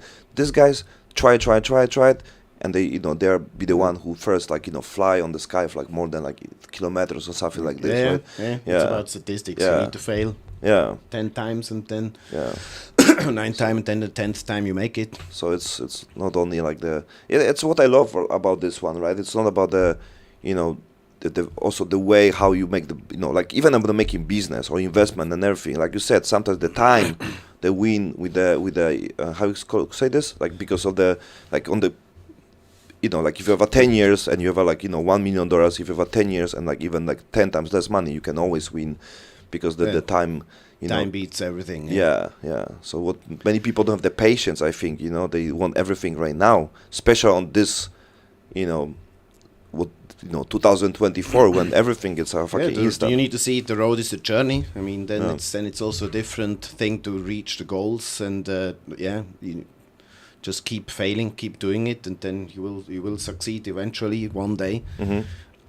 I mean, even me with businesses, you know how many times I failed before once I succeeded. There was like many times we you know, when we were young, we need to make a t-shirt brand, and it was all experience and failed many times, you know. It's part of the process, like we had at the beginning. It's learning money. But you didn't say this about you have many business and you fail and everything, because I think you don't treat this like as a fail anyway, right? So for you was like, you know, it's why you did it. I mean, back in the days, I just wanted to become rich. I want to succeed. I want to, you know, it's like, What do you think about people saying money doesn't make happy? It's interesting questions. Like, I was on the like big side in my life like 1 year ago when I leave. Like I know how to get money. I know, like, I mean, it's 100%. Like I know where I want to go on my, you know, business what I made before, and I know how to make money. But and I know it's not something later I discover it's not the way how I want to make money. It was not even about the scamming, cheating. It was quite legit, I can say, like on the current information. But I don't think it will makes me like happy on the way where I will be proud of the way how I make this money. So I'm and I'm believer like you need money because it's the basic, like the money is supposed to be like breathing, and you need to find the way as fast as possible, and they don't overthink about this one. Do it on the legit way, or try like even do something what it's I don't say scamming, but they're trying to like cheat the system, and they just I always say like this: if you don't hurt anybody, if you don't take anything from anybody, if you do it with your skills and with just trying, testing and everything, do it, Like it's not even about, but this is like, like illegal summer and everything. If it's not harm anybody, right, it's do not do it anything for like steal and everything. Even if it's illegal. Yeah, because it's many things is like, like for example, avoid the tax and everything. Like the big companies do it, but if you do it like, it's, you cannot. Like they just have more budget to find a way, right? Yeah. I don't have, right? Even on the social media, everyone cheating. But if you do it this one, like for example, like I know the things like why my podcast can be more popular, but I need to use some bots, some programs and everything. Right. But my goal is to sharing the good things with the other people, right? Because if I will be talking like right now, we're talking about some value things. And I want million people to hear this. Right. But if I don't use the strategy, what everyone use, I'll be talking to the 20 people. Not make sense. So I need to use the trick to get to the point when later more people can hear me. It's like, and I can say, yeah, I use the fucking bots. Yes, I use the programs. Yes, I buy this one and this one. So people know you need to use something because you play not for a game. Like we playing with the game with the people who have a big budget, the companies, all the government, they don't want to make us rich, right? They do it everything against. Well, they want to keep you in the hamster wheel, Absolutely. Connect with the food, connect with the medicines, connect with everything what we have, connect with the social media, Get right? a loan, buy a house. Yeah. So I'm like we need to make money. There's no way. Like many people go to Kopangan, which I didn't like when I moved like to Thailand. Like oh my god, like everyone like want to be against the system. But at the same time, they need to follow the rules, right? You need to pay the fucking visa, right? Yeah. And they said, money is not important. Like, yeah, but you illegal here, right? Yeah. So yeah, I mean, it's a big foundation. I think it's the must, right? Right now, you cannot avoid this. And I say it's not the money itself makes you happy. It's the thing you buy with the money makes you happy. Well, even money makes me happy, man. Yeah. If I look at my bank account and I see a big number, that makes me happy. Fuck it. The sample can be like, if you have family, right? Everyone have family. Gives me a good and feeling. Yeah, but if you have family and there's something happen, and you use the money to help other people, to help your family, of course, and use the best quality, because the doctor. You know what you can do with the money. Yes, that makes you happy. But if I see a nice number on my bank account, that makes me happy. I get a boner. Yeah, the bigger the number, the bigger my boner. Yeah, yeah. Yeah, of course, yeah. Also, you can help your family, your friends. It's like, it's also giving makes you happy too. You know? It's even to show. People say like, oh, you do it this just to show other people. Like, it's like even this and what, right? Yeah. If it makes me happy and this person, also it's happy. Like, what's wrong? I can show to everyone. I help other people, right? Yeah. I help these animals. I help this one, but it doesn't matter. If you help, you help. Yeah. If you ever show, like some people say, oh, you do it just to, for fucking PR, like just to put yourself like you're a good guy. And it's like, it doesn't matter, this doesn't matter. Yeah. If you do it, just do it, Even the stuff I do it for me. I do it for fun because I like it. Yeah. Like why not? Yeah, like you say, why not do it for a job? I don't know. I wouldn't enjoy it that much if I would do it for a job. I do it because I just fucking like it, and I do it for me, not for anyone. And you can also use the money even from training, from the business and everything to do it your passion. Like was my big part what I try to discover, and I still go all in. And basically one of the part why I contact with you, because we always say like, if you wanna try something and you don't have money, find someone who do it this one, and for someone is the lifestyle passion, right? If you don't want to drive fucking F1, maybe not F1 is too high, but let's say AMG, McLaren, whatever, you find someone who is like, he do it this one, and for him it's like a daily life, right? And then you give him some value, and then you connect with this person, right? And then you learn something about this one, how he even get there, right? It's all about networking and the people around absolutely you. And I think was the one of the reason why I also contact with you, because I love racing, and I told you I was on the Bira circuit, and I think I talked with someone, maybe you were there already, I don't know, but it was like I think before like a COVID, and then and I see the green BMW and everything, and I think I asked like about the price and everything, and I think it was like on the monthly things was cost like around 80,000 baht for like total and everything. Like what's the cost? Like it's much cheaper definitely here in Thailand, but a training day cost me to bring me the car there, to bring one mechanic, and to rent the racetrack. I think, what was it, like 12,000 baht? What is it, $300-400 a day, include everything, transport, mechanics, rent, fuel. Yeah, of course. Then you have the tires and the parts and all this kind. But of you stuff. do it, but yourself. But for example, like, can you tell me like what's the like if someone's a just driver, right? Because there's many young people and everything, right? So mostly they came with the money, or like some family who support them, or they have sponsor, who know they're looking for talents. How it looks like this business. Yeah, this I think world. most people start with financing on their own, and then obviously the successful drivers like Michael Schumacher back in the day, they saw them on the karting racetrack, and they saw the potential, invited them for a trial. And but it's still, even the karting, the karting is still like, still amount of the money, right? You need to have a dad brings you to there and have the money to buy your cart, and even there, money makes everything much. Without money, you cannot. It's hard. Yeah. Maybe you're a footballer from Brazil, from the slums, and then you can get up without money. But in this sports like racing, so you need to have at least a little bit money to begin somewhere. Yeah. Or like you need to connect, right? You're trying to find the connection, networking, everything, right? Because also like I was thinking before, like, okay, I need this kind of money, like what I can do to give the value for like for companies, so they can see the potential, right? So I can build, for example, their like a social media and everything, so I can give them value, and at the same time I can promote them, right? Because I always think like there is something what I have, or like maybe my friends have, what other people need, and for me maybe it's not that value, but for other company it can be like, wow, you do things like this, like so we give you something and I give you something, right? Because for many people, like like, oh, I have a car, and like, oh, you do it pictures, like, right? So the people think is the same, because I have this already, so it's not cost me nothing. And then making pictures give me just time. So I drive the car and make pictures, so it's like exchange, like many years ago, right? People just exchange things. But if you have already something, people have this like exchange things. Like it takes me like 10 years to be where I am right now, right? To learning about the social media, everything, right? Even setting up the podcast like takes me months, right? But if someone come like, oh, can you set up for me? And the thing like, oh, it's I make it maybe a few days, right?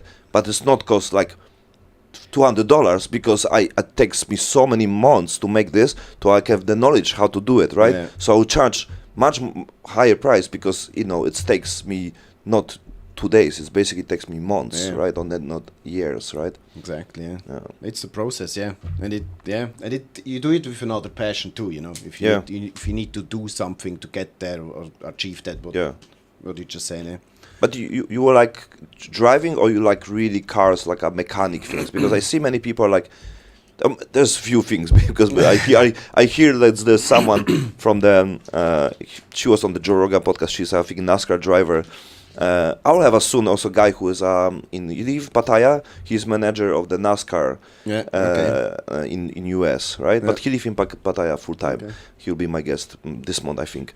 And there was one girl who was NASCAR driver, and she said to Jorgen, like, I don't like cars. Like, I don't know nothing about the cars. I'm just driving. I don't know what this fucking oil went to put, like nothing, right?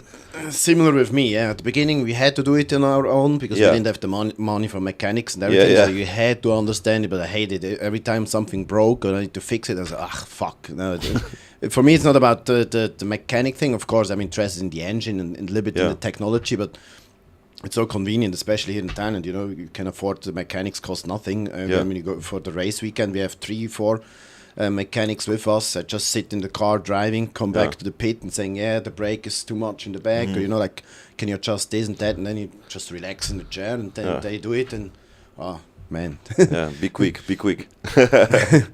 Yeah, but it's still big sport. Like in Thailand, it's quite like they said they want to make a F1 track. Yeah, I heard about even here between Bangkok and Pad Thai or something, or even Pad Thai, I don't know. Yeah. That would be awesome, man. Yeah. If you have a racetrack, F1 racetrack. The closest is Singapore and Singapore, right? The closest is Singapore. F1, I would say, yeah. Or yeah. Yeah. I know they. But even Buriram is like nearly an F1. It's a MotoGP track. It's so much fun there. It's really like super. It's one of the best tracks I drove. Okay. Like even better than some tracks in Germany or in Italy. Like so much fun. I really like Buriram. You tried drifting also? No, not okay. Competitions. Okay. But you try drifting. Yeah, of course. Even in the training, you have a BMW, so you have a rear, right? Yeah. So it's, but like there's some, like I drive a lot of like ATV, and for me it was like, oh my god, like so much freedom, and like especially here, like around Pattaya, there's amazing places. I bought like it's quite like an off-road, like not the jumping one, but you can do many things. It's like it was 500 or 600 cc. Okay. Man, it's crazy. I go like I lost for hours, and I always go like, like I build so many places. You never tried? No. Man, I was always alone. Like nobody won, and like come on, like no, it's too dangerous. It's like bro, like it's fun, Okay. It's really cool. I have a 2 before, like 150, but it's small one just for my daughter, and she also like she drives the big one. She loves all the extreme sports, and the the big ones, man, it's so cool, and it's so many places. Like I'll join you next time. Yeah, let's do it, man. They have some place you can rent, and then you can basically go around. Okay. But it's now the CF moto. It cannot be legalized on the road, but I think it's still, I go many times on the road and passing some place and everything. But it will be cool because there's also the buggy. You try buggy? No. I did it once in the desert in Dubai. Yeah, it's quite popular in Dubai. Like they make like a crazy, like the turbo and everything. Yeah, so it's also like because it's give you like how many kilos? It's like 500, 600 kilogram, right? Yeah. So super light. Yeah, super light, so you can also do many things. And it's, I think, Thailand's the best place for doing this one, but it's not that popular. I don't know why. Okay, maybe business idea. It is, because like it's growing, and it's like I said, like I've been so many nice places around Pattaya. I make like I don't know for the ATV making like in 6 months I make I think like at 15,000 kilometers. It's a lot. Yeah, that's a lot. Yeah, for the ATV because it's going mostly like slow, right? It's like the mountain, but I make a lot. Okay. Yeah, and later I sold because situation and everything. I was like but I don't like also things like I do alone because it also like a stress reliever somehow at the time.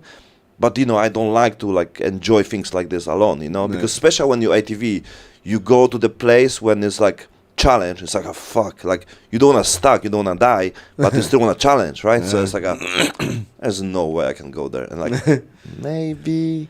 So I tried to go there, but many times I always like fuck, I cannot go out. First day I stuck. 2 trucks, two pickup trying to take me out. I took like small, like a fucking like water or something like this. I just go first day. My how you call this, the one with the rope, broken, some engine broken, everything. First day like 15,000 baht, just to fixing few things. With the first day, it's like okay, too much, but it looks like normal. So that's what I think the Thailand have, so like I love Thailand anyway, like. Many things. There's so many. I traveled around the world. I was everywhere just to actually kind of figure out where I want to live in the future. And it's the safest place. It's the food. We already mentioned the food quality, the generous people, the religion. It's like one of the. It's actually Buddhism is the only religion which accept every other religion too. People are so friendly. Not the smartest though, but still the best place to live, and also the safest. Also friends from London. You cannot even in London you cannot walk around with a super expensive Rolex on your wrist, or where can you live? Where can you walk around with an expensive watch on your wrist? I mean, it's like it's Southeast Asia. No, not even everywhere. Like Singapore, Hong Kong, Thailand. Middle East, Dubai, these are the safe places. But South America, even Europe, States anyway, it's like Yeah. It's all about, but it's also like depends on the what kind of mindset you have. Like if you come the looking now, you already passed your crazy time. Let's say the most wild time it's done, right? So you did this on like Switzerland, I think. So now it's like the more like you want to like have everything what you need, comfy. The same time, like even like a gym, the quality, the food and everything must be accessible. Like I'm looking things like. It must be simple enough, like even deliver and everything, so I don't need to care much, You cannot look some place, waiting for like someone 2 hours, 3 hours and everything. It must be like easy, When I liked, for example, Philippines when I was 25. Yeah. So, small island, like everything cool, right? Yeah. But if you want to like achieve something in life and you want to still grow and you want to improve your life and the people around, you need to have this full civilization. You need to have a full access to the good things, to the source, for the like food. I think Bangkok is, But like you want to have a villa, so in Pattaya. So yeah, no, but like you said, you need to if you want to succeed in something, you need to be in an environment which challenges you, I think Bangkok is getting there. I don't know if I would come here too young to Thailand, I don't know if this would have been a good idea. Yeah, I think what fucked up my life. It's like a kid in a candy store. It's like I remember when I came here, like, oh man. Yeah, you're right. You're right. You can have so much fun, and you can lose track. You can lose your focus, and you can really. It's like, I don't know if it would be good. How old are you? 44 now. 44. Yeah, so it's the same. Like, and I was 30 when I came here the first time, which maybe was better than imagine I came here 20. Yeah, so also the same year. I was 32 when I came here. 31, 32. I think it was good that we did first a little bit career, like and. I mean, I tried all my life to achieve something. The point is like it was like never came to me. I mean, I get so much experience. I do so many things for other people. I work for so many companies. Do it, collaborate with amazing people. Like even now, I watching them, the Kiyosaki, like all the people. I make a clubs. The person like do the retreats and everything. So I go from the coaching, first career on the. Like you said, a corporation and everything, right? Just to like, oh yeah, this is the way. And later, was fired, I don't like, like always something. And the money was never good, even if you work on the fucking Toyota and everything, you barely trying to, survive, to be honest, especially in Poland. That's why all my family go to UK, Germany, right? Because better money. But you have better money, but at the same time, you have a less freedom later to choose something in life. Because if you have already, bigger money, and then you already have the responsibilities like, your car, house and everything. Right. And later you said, oh, I tried something different. And like, oh, no, wait, you need to pay, down payment, installment. You cannot go out, right? That's leasing, why it's mortgage, loan, credit cards, all this kind of. Yeah. And later go for like a coaching and the Kiyosaki. It's like, oh, there's some passive income. Oh, there's some business. Oh, there's sales, what I do all my life. I'm not alone. So then I realized, okay, there are some other people who understand the process. So I was network marketing company and everything. And then I come to Philippines when I try and do many things, guest house, hostels and everything. Always fail. I mean, learn a lot. Learn definitely a lot, but always fail about the financial level, for many different reasons. And then I also was like a spiritual guy. So I do it like ayahuasca. Do you know ayahuasca? Yeah. So I do ayahuasca. I was the shaman guy, right? I call this facilitator. But you know this, right? So I also I have also different schools from there, like about this, the spiritual, like a shamanic and everything. And the other was my teacher was like normal dude, like owner of the biggest hostel in the Philippines. He gave the ayahuasca all his employees. Like, we should share with everyone. Okay. Right? I said, really? Like, you give to all your people? I was like, yeah, why not? Like, everyone should try this one. Like, damn, okay. So there's like two different schools. He was super like a grounded guy because, and like, when I came to Thailand, I was in the Samui 1 year. I worked with the like professional fighter to make his, retreats and manage his, basically like a social media and everything, which just gave me to the experience also about the, martial arts. and I see the people in Kopangan, and like, oh my God, like, these people like not grounded at all. Like the yoga and everything, like, the ultra spiritual, like too much, right? So I said, it's not what I want. Like, I like the, like a psychology and the spirituality, but on the, like a ground game, right? Like, this is the life, if you fucking meditate and you think like your life will be better and you will put your life attraction every day, but there's nothing changed. You need to fucking work, you need to do something, right?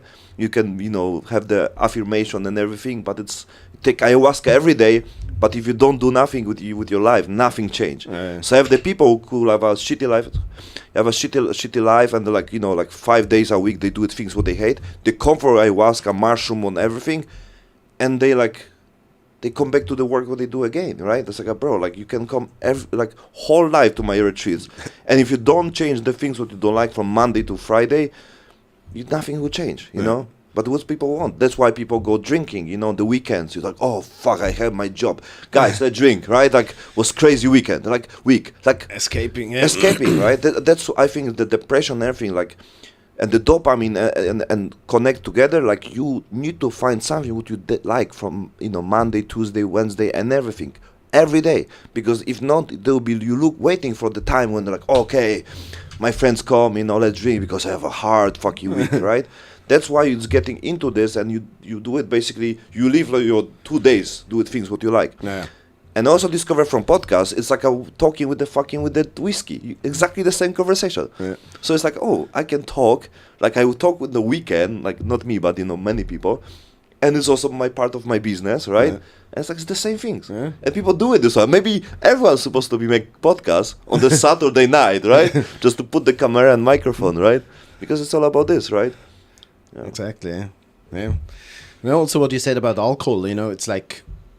Yeah, for some people it's maybe escaping from the reality and work thing during the week, but and it's such a bad thing. I don't know, but for me, go for a dinner with your friends and not drink at all. Yeah, it will be kind of boring. Absolutely, like there's. It's a social drug, kind of. But for me, I don't see it in a bad way. And some people they just need it to get a little bit out of the comfort zone, out to just it helps people to talk. It's like absolutely, it's all about amount. It's all about how you live after. It's all about what you're doing every day. If you're part of this of your life, it's just to meet and you're waiting for this time. So you basically don't do nothing. You're all day and you're waiting for, or you do things what you don't like on the job and everything. You're just waiting for the weekend. You're waiting to meet your friends. This sucks. So if you don't care about your health and everything, it's all about this. And there was one guy, like he said, I think on Joe Rogan podcast, he said, oh, he will never stop drinking. Like he'll be doing everything, improve your health, improve your life, like the supplements and the condition everything, to be able to drink as long as possible. Exactly. Right? Like that's all about this. Maybe you do that. But it's all about this, right? Because I like the social things, but I also like, so my way of drinking and then meeting people, it's I need to always get some benefits from this meeting. Like for me, it's like talking about just bullshit. It's not make sense. Productive things. I get it. Like socialize. Talk about everything life. But in general, it's good to get something from this, right? To know someone for some reason, right? So when I was on the BJJ, I always say like I go there for networking, right? And I met amazing people, and like 80% people smoke weed there. Okay. On the between, like you go, so you want something like take cookies, like fucking like everything. It's like what the fuck, like and drinking on the we get Saturday like a barbecue, like few people drinking, like some smoke weed, cookies and everything. What the fuck is going on? Like I'm basically come here like the most sober guy, like I have whiskey. I bought this in like Taiwan. It's like no, nobody will drink there, I will not take it. Like what? It's so crazy, like I don't go there, and like. Everyone's so open, and they work out like these coaches and everything, right?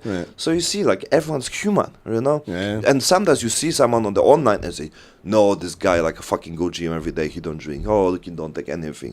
I have people who like do it like a ayahuasca, and they basically you see them meditate and say, we are high from the fucking universe. And my friend told me like, do you know these people? I was like, yeah, I know them. Like, they like high from universe, and like bro, they just fucking took ecstasy and the cocaine last night. Okay. And like, but they posting about fucking Kundalini and everything, right? And it's like, bro, that's the point. Like, you look on the people on the fucking social media, you look people like a, pure white, without any, bad things, like not like us, like they're totally different. But the reality, we are all the same, we are all the same, The one who say are not are basically the one who do the worst things, Yeah, exactly. Yeah. What do you think about this diversity thing which is going on at the moment? On the general, Yeah, I think it's all about, how you surround yourself with who. Like, I don't feel this much, like, because I create my like own circle. I know it's happening. I know I hear this, but I think it's it's too loud just on the internet because it's going viral, because people who comment anyway, they just comment. That's why we see this. Yeah. I see more connection, to be honest. I saw a lot on social media lately. Yeah. It's maybe it goes a little bit in the same direction like the depression. I mean, people, like, when we see this, it means the social media algorithm give us more, so it means it's go viral because people talk on the left and right. People say, oh, it's not like this, it's like this, right? Yeah. The prank. People, when they make a prank, looks like real, but, looks like fake. People say, oh, it's fake. It's like, hey, they said it's fake on the description. Yeah. No, but it's really fake, bro. Like, and the 1,000 comments saying it's real or fake, right? Yeah. But people, it's all about this. Provoke it. Yeah. Like all the fights, like, Conor McGregor, Floyd, and everything. Like, oh, real, not real. Mike Tyson, Jake Paul, like everyone, real fight. Is this fight or not? No, I think it was the Mike Tyson postponed. Jake Paul will be fighting Mike Perry. Okay. The guy from It's supposed to be in June, right? Yeah, Okay. yeah. They postponed. No, August. Supposed to be August. But they still fight. Yeah, no. They still now will be. I think in June will be Mike Perry. Yeah, but Tyson and Jake Paul, they're gonna fight. I don't know now. Okay. For sure they change now. I mean, Jake Paul, he can only lose. So if you beat, I if, don't if know he if- wins, I don't know if he'll be real. oh, I don't know. I mean, Mike Tyson is a boxer. If Yeah, he's in but- the ring, you switch off. I mean, But he fought the Roy Jones Jr. Before, like, few years ago, right? Yeah. And it was also like exhibition. Last time the Hook fought the Charles Soon and with the other. Oh my God, what's his name? The black guy from the UFC. The also top guy. I forgot. Anderson Silva. okay. So they follow the boxing, but Yeah. they have rules. They cannot knock out each other. So it's exhibition, the same like Floyd fight exhibition, on the like Japan and everything, right? Manny Pacquiao will be fight the Yeah. same on the like a basic exhibition. Okay. Yeah. So it's about money game. There's everyone signing NDA. Like they make a lot of noise, a lot of views, Yeah, and it's all everything, about right? They're getting already money from the Yeah. conference, when they talk bullshit each other and everything. So it's all about lot the of game, show. Yeah, Yeah. it's about this, like the same like even Joe Rogan things. It's all about the clips. It's all about the all small things that make Yeah. attention, Yeah. and this makes the subscribers and everything. So I know the game about everything, but I do it this because I love, but I also don't want to monetize this so fast. So it's like I want to like talk about this some controversial.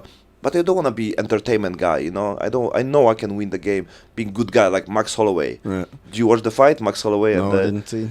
on the UFC? No, No, with the like knockout on the last second with the UFC 300. no, I didn't see that. You are not fan. You are the fighting. Sometime I watch Sometimes. it, but Yeah. not follow it like really closely. If some big fights are, then Yeah, yeah. It's for me. It's like like getting things what it's like important, right? Like it's you do it for show, you do it for just for money, right? I think it's like people are what do you think about the AI things now? Joe Rogan comment a lot of things like the possibilities like we live or we're living soon on the like fucking virtual reality because it's gonna be crazy. Yeah. It's gonna be crazy. AI gonna take over a lot. Yeah. I mean, this is I deep dive a lot into AI lately, and it's insane. People are not prepared. Yeah. It's I say by 2030, so this is gonna be in 6 years.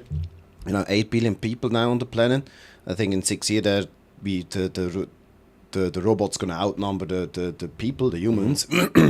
You're gonna have a robot for everything. Yeah. And I mean, almost every job will be lost. Even actors, I think, in a year or two, you don't even need even an actor. You can Netflix. Tom Cruise going to be jobless. I mean, Netflix will produce with AI. Now you can and do even it in right real now. time, when you see the AI produced videos already, it is insane. Yeah, I see this. And I think you can watch.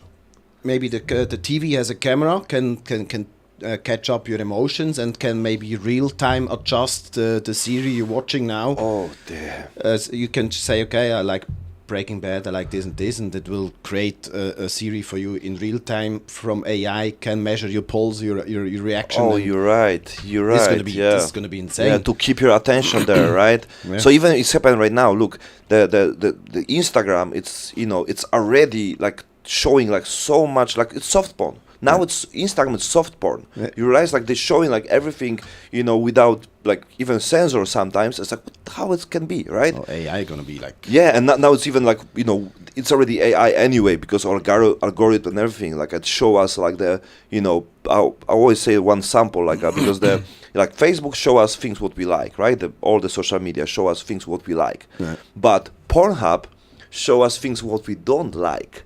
Because if you like something on the in the Facebook, if you stay, right, like you show me more, so you stay longer. But in Pornhub, if you get something what you like, you just watch and the finish and it's done. Yeah. So basically the watch time will be 2 minutes, right, Yeah. for many people, right, or 1 minute. Usually, So basically show you what you don't Okay. like. So you click and click and click. Where's my fucking best girl? Like right? Yeah. So you stay That's longer. my favorite actor. Yeah, it was like, where's her? I cannot find her. So people, Okay, because nobody interesting. like are safe there, like because everyone when watch already, they fucking close. Like, I'm a good guy, never watch porn, right? So that's what happened. They know if they show you on the first girl what you like. Oh my god, amazing! You click. And it'll be the video, and you fucking come and finish.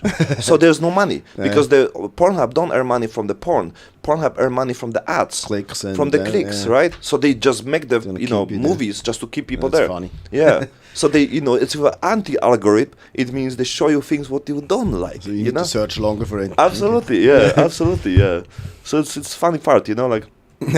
Yeah, like, and people don't know this, right? People don't realize this about this part. So it's funny, yeah. Okay. But the AI, like you're right, you're absolutely right. Like you can produce everything, they can predict and everything.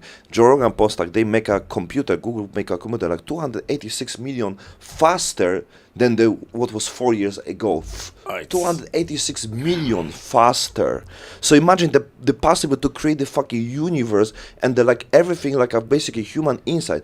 And what's worried me the most last time also also the podcast with the Joe Rogan and the not Clarkson, I forgot his name, Tucker. Yeah. Did you watch this with the Tucker? Carlson, Yeah. Tucker, Yes. this PR journalist got Yes. fired. Yeah. Yes. So it was amazing, like the podcast. It was big part of our AI and everything. Like people, like if you create something like control us and everything, like we create the fucking Terminator, and we are not aware of this. Oh, Skynet Terminator Yeah. is not far away anymore. Yeah. And people think, no, this is future TV thing, but trust me, it's not linear. It's progressive. It's gonna go. And we create this without any checking, putting down. If we create something who can destroy us, and we don't do nothing about this one, Yeah. there's no even conversation. This is crazy. Yeah, Like we create by itself, and then later, oh my god, who made this? It's like you fucking made this. Yeah. You made this, and I there's no wonder how control. long it goes until we reach singularity. This means when AI is smarter than the humans, and I think we are it's, actually I think it's happened already. I think it exists Not- already. the singularity. When the computers start to produce themselves, the robots starts to produce robots, and I have in my theory, it's smarter. I think it's not far, and then and when they start, if AI or the robots start to realize that the humans are just an environment wasting, useless. yeah. We're Exactly. gonna end up as batteries for them, like Exactly. Yeah. like in Matrix. Yeah. Because they also show how much the computers and everything need energy. So basically, even base of the climate change, they talk about CO2 and everything. Like bro, like AI and the computers take so much power. Yeah. So this is like the biggest, problem for the people who talk about the green planet. Yeah. We just take money from us because it's bullshit, right? Yeah. The electric cars take more energy, more the dirt energy. Maybe than, now, but in the future will be maybe better in terms of electric cars. But yeah, you're right. Yeah. I mean, it's like crazy. Yeah. And I think even every startup is gonna be useless because AI does it better. Yeah. If you want to start a company, you just AI gonna do it better. And every job, every robot, every AI gonna do better than anything. And it's even, I think even money gonna be like, even the stock market, the whole economy existing now today doesn't. It's super easy to It's predict. not going to be the same in 6 years anymore. Yeah. It goes so fast. Imagine, like, I do marketing, I do ads, right? Yeah. And even with my skills, with my budget, I'm able to predict behavior of the human, what I can buy, because I can, make the ads that good, like, let's say, percent of people buy, right? Yeah. So I do like video that people like marketing, everything, even on my way. But if the company have the the unlimited budget, basically they own the platform, so people say, oh no, I just want to buy it, I like this camera. It's like, it's my choice. Like, bro, this is not your choice. No, not anymore. This is everything what you choose, like on the fucking shop. Yeah, you think you have a choice. That's what they make. Oh, I don't like this brand, I like this brand. I don't like Samsung or iPhone. I say, bro, you really think like these people are fighting each other, and they make almost the same product, almost the same model, almost every fucking time, like Samsung 24s and iPhone 15, right? It's the same branch, the same business, right? The parts they produce from the company, what is going to the packet, the same person, because of the the top companies. Someone PDS, what his name, I forgot, but he's saying there's few companies who have them 70-80% of them all money on the world, right? The BlackRock, right? Yeah. So this is the main one, right? And basically, whatever you choose, the money go to them, right? Yeah.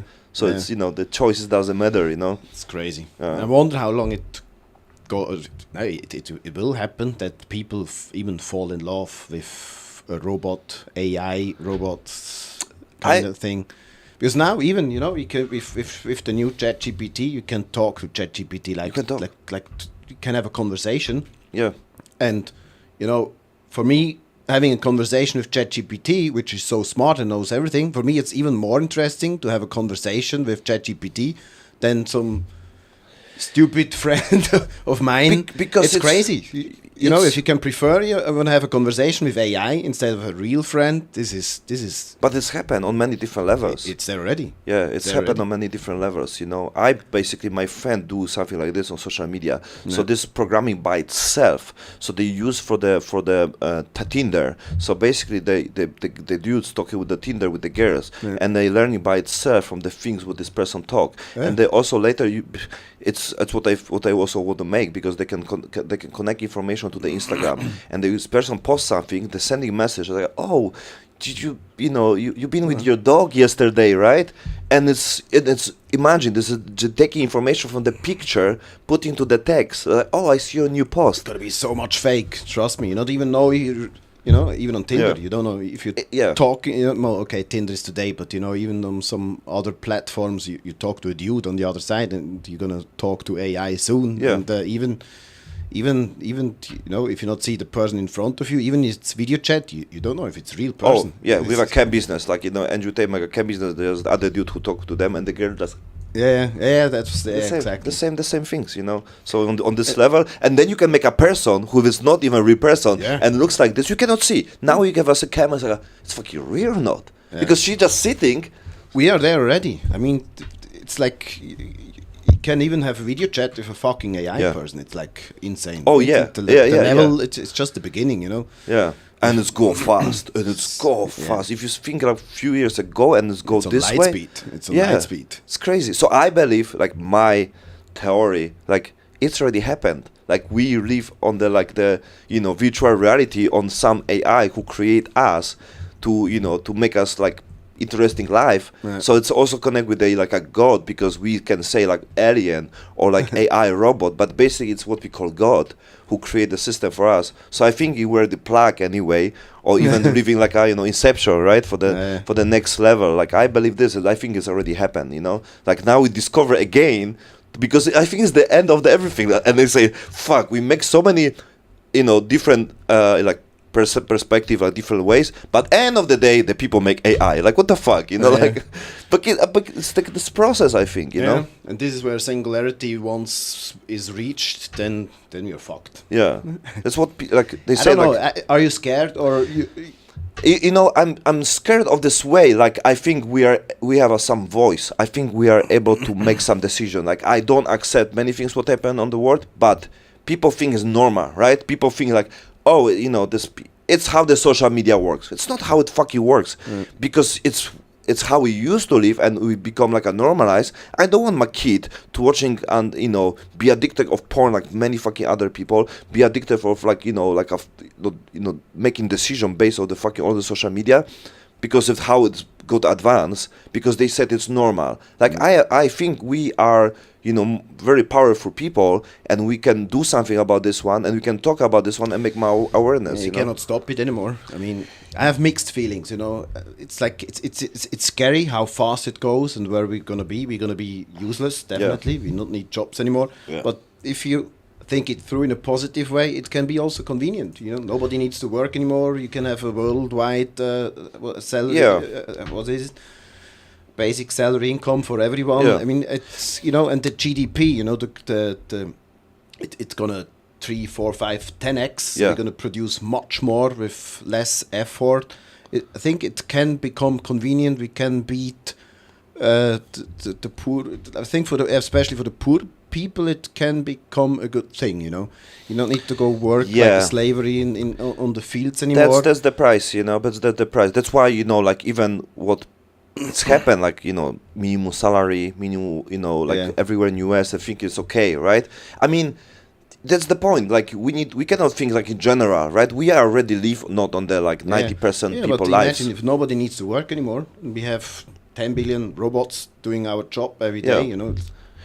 People say we live in utopia, but I think it's people then still need to find something what they like, what they want, and everything. Like for example, like right now, even people who have the possibilities, who have the money, and they can do what they love, they still don't do the things what they love, right? They use the money still like be on the like a rat race, whatever, right? I use the money from my previous business like fully start living life what I want and on my rules. I always ask, look, if you're rich to super rich tomorrow, you don't need to work anymore, and you still do the same, then you're happy. Yeah, that was Alan Watts. I think also said like, or some question like, what you will do if the money don't matter? If your bank account is full, what you will do? Yeah. I'll be doing this. This is exactly what I want to do. Yeah. I live my life. Yeah, exactly. So I think it's the things but when you give to the people the money, I think most of the people will be do stupid shit, like. Yeah, but I have, especially in Switzerland, I have friends. They kind of need that. They cannot step out of the comfort zone. They say, "Oh, I like you. I follow you on Instagram. You have such a nice life. Snowboarding there, skydiving, then scuba diving. The next day in this city and there, and blah blah." I say, bro, you have more money than I have. You could do the same. Why you still go from Monday to Friday in the same office and do the same work? It's not that easy. They have no answer. Yeah. It's like, I don't know, just do it. Man. Yeah. It's crazy, yeah. I think it's more about just do something. But it's hard because it's, the all information, the all social media that stuck us with the decision. We don't have the... Like, I think it's sometimes like the voice, like you start watching the podcast and everything gives you like more information. Mm-hmm. So I think it's like a quite good trend when people actually can listen other people and they see the positive things and the whole story. Because we just watched bunch of people like, and nobody can say anything. Like, how many people know about Mike Tyson? He lost the daughter when she was like 4. Did you hear about this one? Yeah. Yeah. So like people don't know the story, what it's create him like who he was, he right? was talking about this at Joe Rogan also, right? I think so. Yeah, not many podcasts, So you need to really watch something full to see the real people's story, right? Yeah. So I'm a big promoter of this because I think that when someone talks to you and they listen you about like how you done something, fail, you try this, I was like, oh, so he just don't get money from family and then give him money to go to the snowboarding, right? Yeah. Like many people think like this because they don't know all the spectrum, Yeah, so that's I think it's important. Yeah. I was working my ass off for many years, many hours, hundreds of hours a week. I was still doing this consulting job at the corporate. We implemented some software. The same time, I opened 3 restaurants. I was like working day and night, basically. So what you do right now about the it's restaurant? It's also like the part of something what you like. What do you like about the invest and the running restaurant? Yeah, just invested in another restaurant called Mommy Rose in Bangkok. Yeah, guys come the by. pinky one, huh? Yeah, cool. Yeah, you need to attract the ladies, then the guys coming too, right? Yeah. I mean, I'm coming a little bit from this area, so that's why. But I don't have the patience anymore to deal with people and employees. It's like, it gives me so much headache. I'd rather be in the background, just as a shareholder. It's I don't have the patience anymore. I was, when I was working in the corporate company, I went up the career ladder all the way to the top, and you're managing many projects at the same time and many people. It's like at the beginning I like to you can be a boss, and they look up to you. And then you're Respect, there, and then you really need to deal with the people and all the problems. Fuck, man, no. I don't. But you pass this. I mean, you get you so much. At least right? Yeah. Because it's bring a lot of skills. Like learning how to manage. Listen and understand. But like you said, on some level, like these people work and they have one goal. Mostly it's about the money because many people don't have like, oh yeah, I always want to work on the kitchen. So many people work on the kitchen because they must work on the kitchen. Like they don't think like they can do other things. So but you have also like shareholders and everything who have a like more common mindset to you, right? Yeah. So that's also like dealing with the people anyway, because you get to the level when you can deal people who have the similar goals, the possibilities, like investment and taking care of the company, right? Yeah. So but on the like shareholder, you are also like people who make decision of the management and everything. You hire people. You still do like a HR. No, it's another level now. I mean, I'm really at this stage or at this, especially this project, I'm just shareholder, and the guys they do a very well job. So that's why I trust them. Take the money, make more.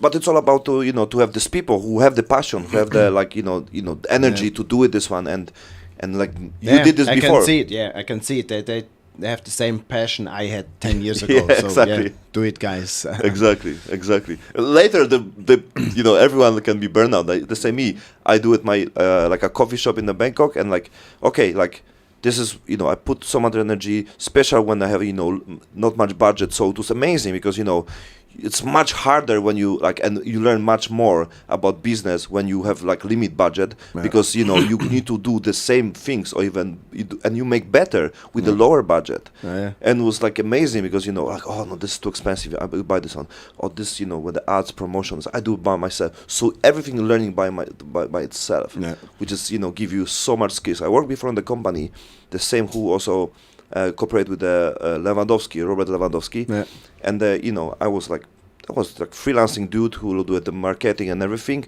and I go with the meeting with them because I there was sponsor for the guy who I manage, also like a European champion of boxing, and I talked to them about what I done and everything. My budget was like $1,000, right? But the results what I deliver is the same result like when they have a $50,000-$60,000. Like, and you do this. How much you put this? Like $1,000. I said, oh, we put like 50,000, and you make the same results, And like, oh really? But you don't do remarketing? I said, what? And like, remarketing, like a pixel. I said, no, like, and they have like unlimited budget, right? There's 10 people, everyone hire like a fucking high salary and everything. It's like, whoa. Because many companies like a startups and everything, people throw money, they do it for work. You don't need to manage your own money. You're gonna okay, I have it.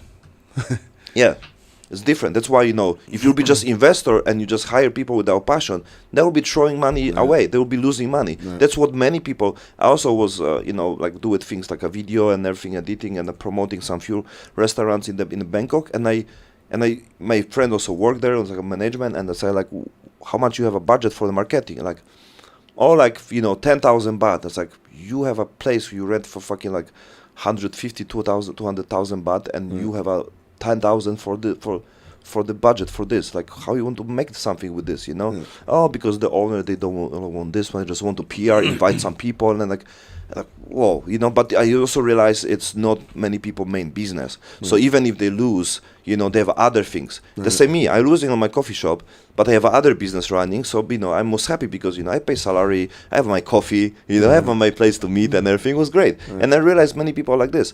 They do this for like a social purpose, and there's like a side hustle. If it's working, great. If not, it's still fine. We don't lose that much. So we can keep going. And many people realize and have a like side like a fake thinking because of the people think is the money what they have, this life, it's from this restaurant. Like many people can think like, oh, you get money because of this restaurant. I may open a restaurant and I'll be like you, traveling around the world, doing snowboard, skydiving. I know guys, they have a nightclub. They don't make profit, but they have the nightclub because then the owner of the nightclub, and like you say, it's a social thing. Yeah.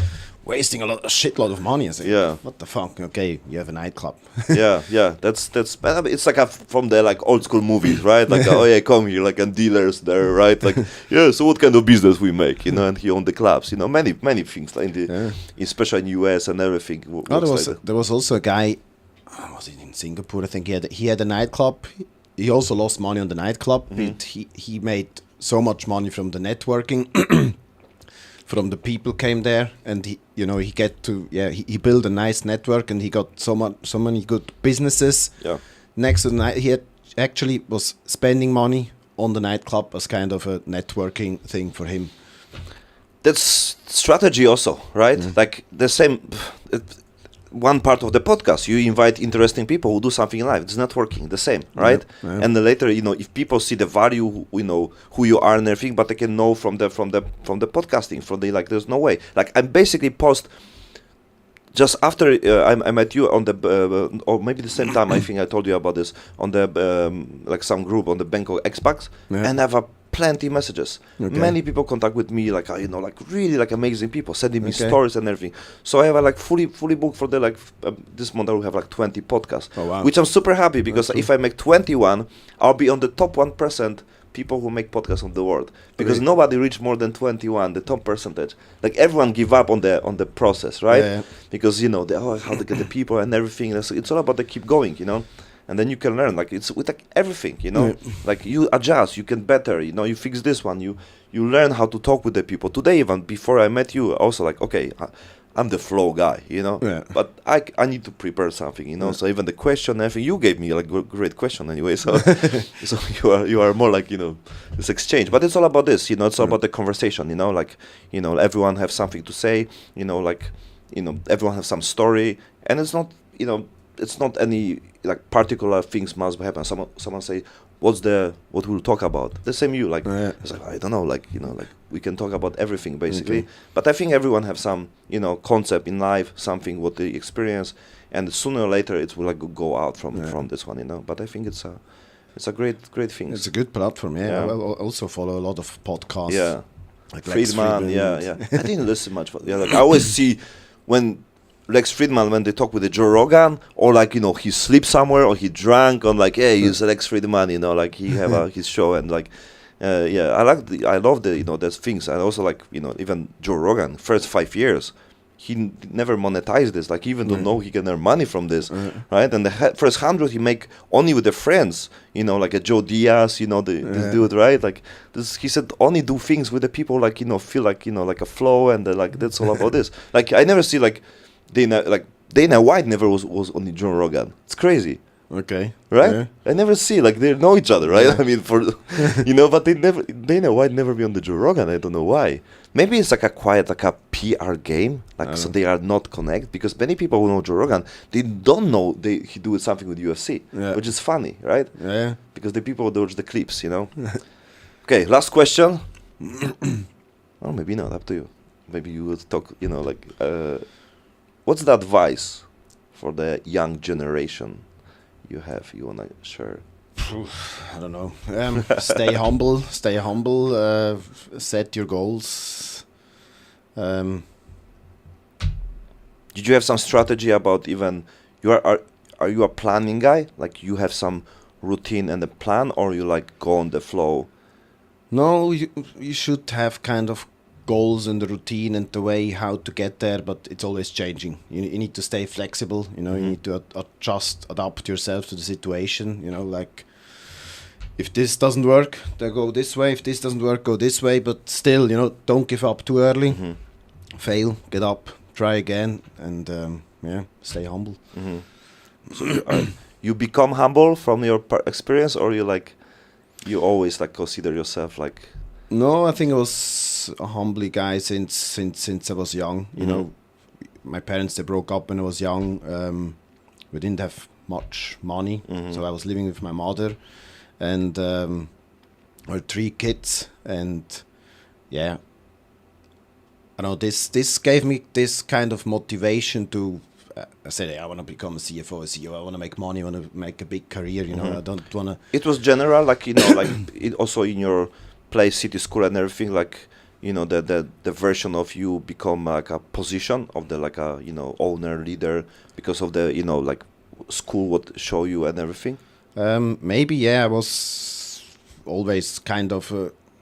That sounds weird, kind of a leader, but also we were kind of. Poor situation. Then I said I don't want to be here. I want to get there. This what.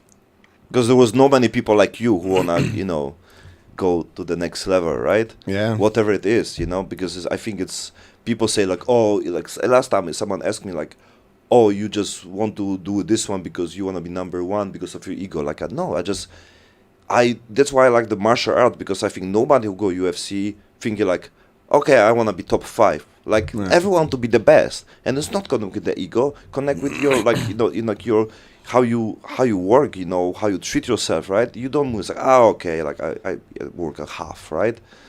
Yeah, but if you do something, you wanna do it good, right? You wanna become an expert in this kind of thing you do. And you should, I think. You should. I think it's like I said, many people don't consider, like, if they do it something, they do it. Like, if I work on the Toyota and I start, like, fucking hustle, the people come to me and it's like, bro, like, slow down. We have our limits, but if we put the limit up, we need to follow up. So next month, we need to work harder for the same money. And, like, okay, so you want me to sell less so you can get the same money? And like, yeah, bro, like, slow down. It's like, fuck. Because, like, it's like a minimum salary, so they have a commission, but if they see the limit, it's, they get more, so they put up, so the salary will be the same, but you need to do more, basically, right? Because there was one a kind of a sales job, and I had the choice between 2 companies. So one offered me a nice fixed salary, and the other company said, no, you don't have a fixed salary, it's all on commission, 100%. I said, well, okay, I go for this job with the commission, because why? So then I sit in a company, the guy next to me has the same salary as I have, and I know I'm going to be better. Always want to be better than anyone else, and so that's why I've chosen. Of course, it's more risk, but some people, they prefer have safety. Okay, I'm going to have this salary, which was not bad, but so I like performance salaries. That's also what I had in my companies or in my restaurants. I really said, look, I give you a part of the revenue, and so they knew, okay, if we're gonna hard work, it's gonna be a better salary. Yeah, that's what I always love about even my team. Everyone was on the percentage of the whole business, and people say, no, like, you cannot do like this. Like, no, like, if we fail together, right? Exactly. If we get more money, it's good for everyone. I don't see the problem when you can be like, let's say, do it some simple things, posting, why you cannot make 100,000 baht. If we do the great job and everyone do the same, right? You should do the same, right? You should get the money. There's nothing wrong. And about restaurant, I also worked in the restaurant before as a waitress when I was 22 years old. And then like we have a tips, right? And there was question like, hey, do you want to share tips or everyone individual, right? It's like I said, everyone say share, right? I said no. I said individual. It's like and people don't like me because of this. It's like I know how to be, like be the good guy, get from the good the service and everything.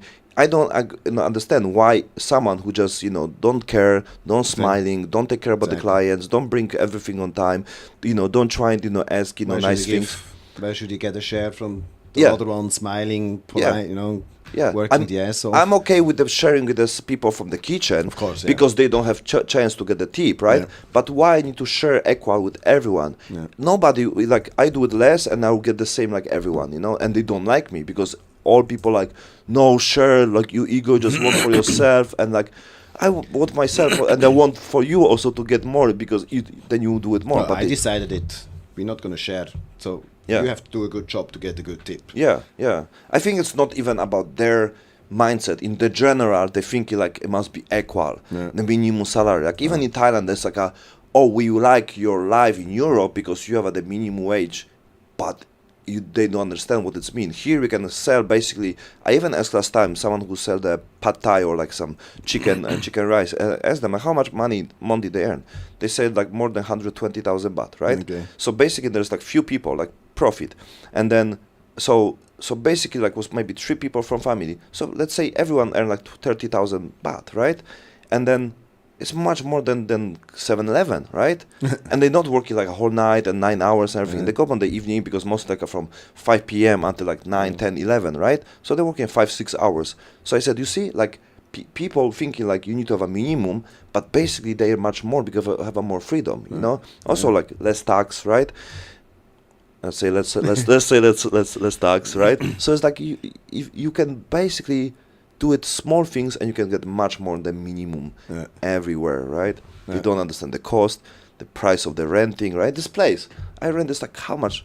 9,500 baht. Okay. Sauna, I have a great sauna, I have an onsen, I have a cinema, golf, 2 swimming pools and everything, right? Okay, nice. So like, damn, like, come on, like, where I can get something like this? In Europe, like, you have a room for like one night for like $100, right? Yeah. And it's not great room sometimes, it's crazy, right? So it's amazing, Yeah, it's special there. Like but it's like it's always like a big cities. Like the Bangkok is really exception, like about the pricing compared to like a big cities, But still, there you can get for $500, like 15,000 baht, or 18,000 baht. You can get a really nice room with a nice view over the city. It's still possible. Yeah. It's still okay, It's still you can't nice. get this in a metropole in any other okay third world countries, but not in a nice developed city like Bangkok is. Yeah. We talk about what? Oh my God! Now while we come back about the Thailand, the Bangkok is always like on our head, Like it's the big part, but it's also gave me a lot of good vibe on to live, Like it's not only about the culture, people, and everything. Like in general, I feel good, Like it's. Even about the weather, right? It's feel home. I feel home here. Like less problems about like daily things, like less things on the head when you have there. Like even the weather, like it doesn't matter rain or not. It's always good weather for me. People say, "Oh, it's raining season." Like, what is raining season? Like I even don't consider it's like a raining season. It's not bother me, Raining 10 minutes, Bother you the rain here? Depends.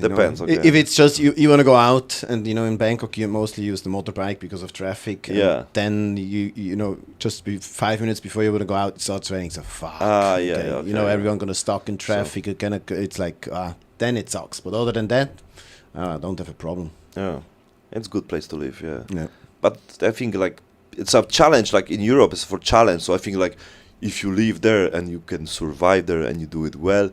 Like you are fucking like suicider guy, like because it's like you have a harder like for many things, right? But it's also like many people don't see the things in Thailand.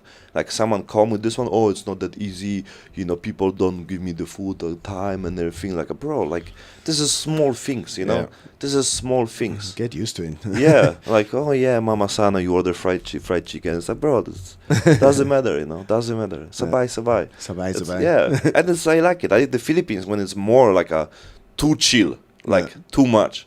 Island life, like they don't care about anything. Like they say, okay, let's be tomorrow at 12. They coming tomorrow, and then the next day tomorrow. Next day. So it's like a zero responsibility. Here, everything like the taxi and everything, delivery. It's still like everything. The service is good. Everything is so easy. It just goes smooth. Yeah. What's the? You read the books? Yeah. Yeah. What was the last? Or the best? There was, I forgot the name. It was about sleep. Okay. It was there you really can see how important it's the most important thing. Like we had at the beginning, sleep is fix everything. That was the last book. Also, this doctor, he was also in the Huberman podcast. This blonde doctor was the book from him, and mostly it's like books where you can learn something. Yeah, I always do like this. That's why I come when I never read the books and I start from the Kiyosaki. Robert Kiyosaki, The Rich Dad, Poor Dad. Oh, yeah. So I start from this, like, what the fuck is going on? Like, I read this in one day, and it's like amazing, like, advices about everything. Like, wow. Yeah. And that are good that tip when I have the biggest cash flow club, like the game about the cash flow, the how you call this? They call this cash flow game. Yeah, cash flow game. And then, I have a big cash flow club in Poland, and then I meet the Kiyosaki, like a private meetings and everything, because I have like 100 students.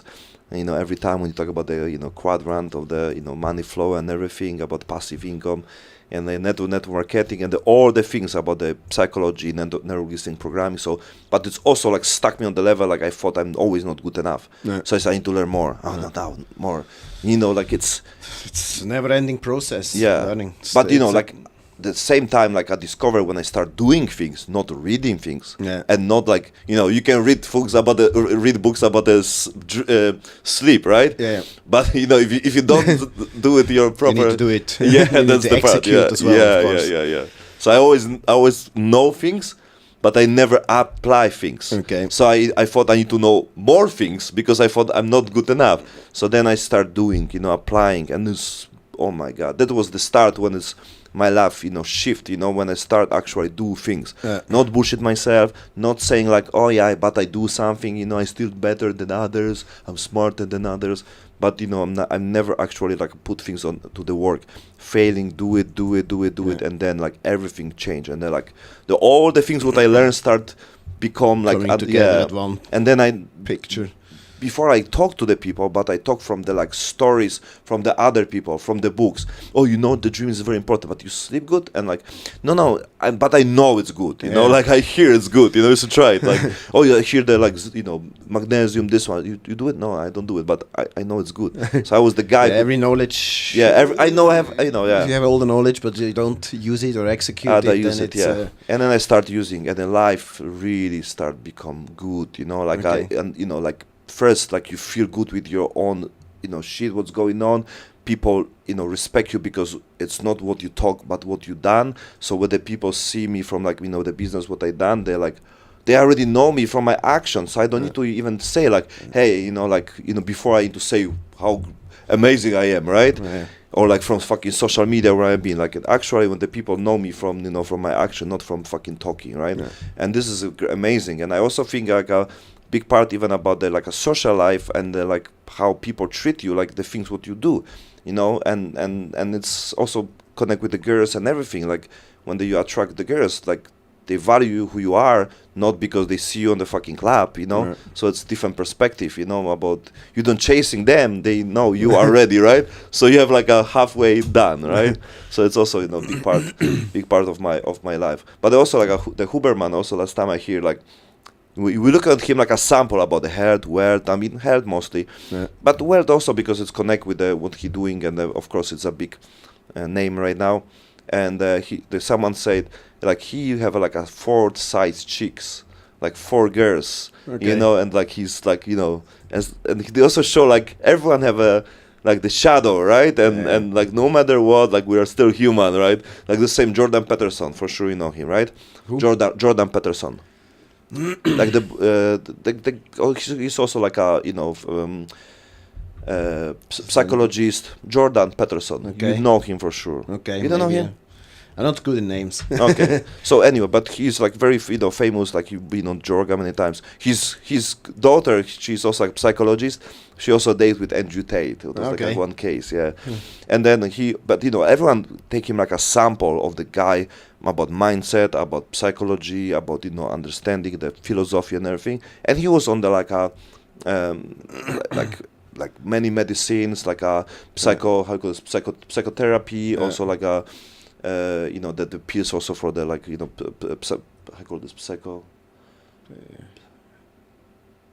Yeah, but it's the peers connect with the like when they go to like psychologists and they give you like a for whatever, right? And people say like, whoa, you're talking about the mental strength and how important is like many things connect with the like a man and everything, and you are basically like on the all medical things for years, right? It's like it's not make sense. They say like Huberman, like you say about the we give him like a sample and this guy have 4 girls, right? Yeah. So that's what I say. Like it was the story also like the Mother Teresa also like she like money laundry and using the money and everything, right? So like I'm saying this like because we put someone on the like top, this person like he's never do things like this, never drink, never take drugs, never was addicted to anything. Wow, everyone want to be like this, right? Yeah. And we don't see the human, the real picture, right? Even the Mike Tyson, Joe Rogan, and everything. Nobody see the real story. Like we have a Muhammad Ali, right? Like nobody see like he was on the jail, like to protect his belief, like it was many things. Like people just see the last things, the success and everything, right?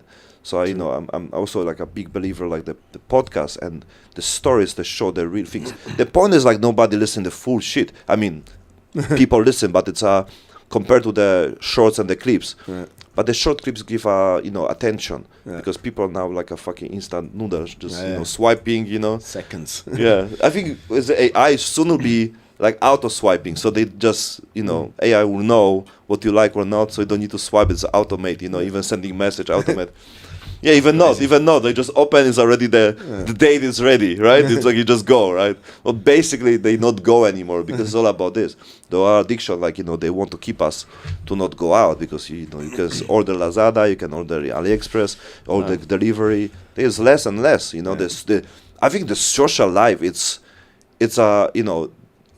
living life like this is much more healthier than sitting at home and predict out the life, like you don't have, you have life online, Many people stuck like really like online when they don't are afraid to even talk with any girl, right? Like anybody, you know. So we see of course the clubs and everything can be full, but basically we don't see like how many people like staying at home and afraid to fucking do anything, It's like, oh, no skydiving, no, I'm afraid to go motorbike, I see many people like, oh, motorbike, Thailand, dangerous, like driving car, dangerous, everything dangerous for them. This is the question, what people gonna do in the future, Like I said before, if we not need to work anymore, what are people gonna do all day?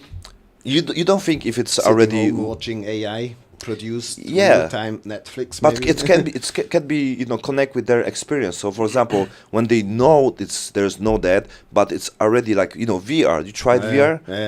Bro, it's fucking real. It's crazy. I even tried porn on VR. It's crazy.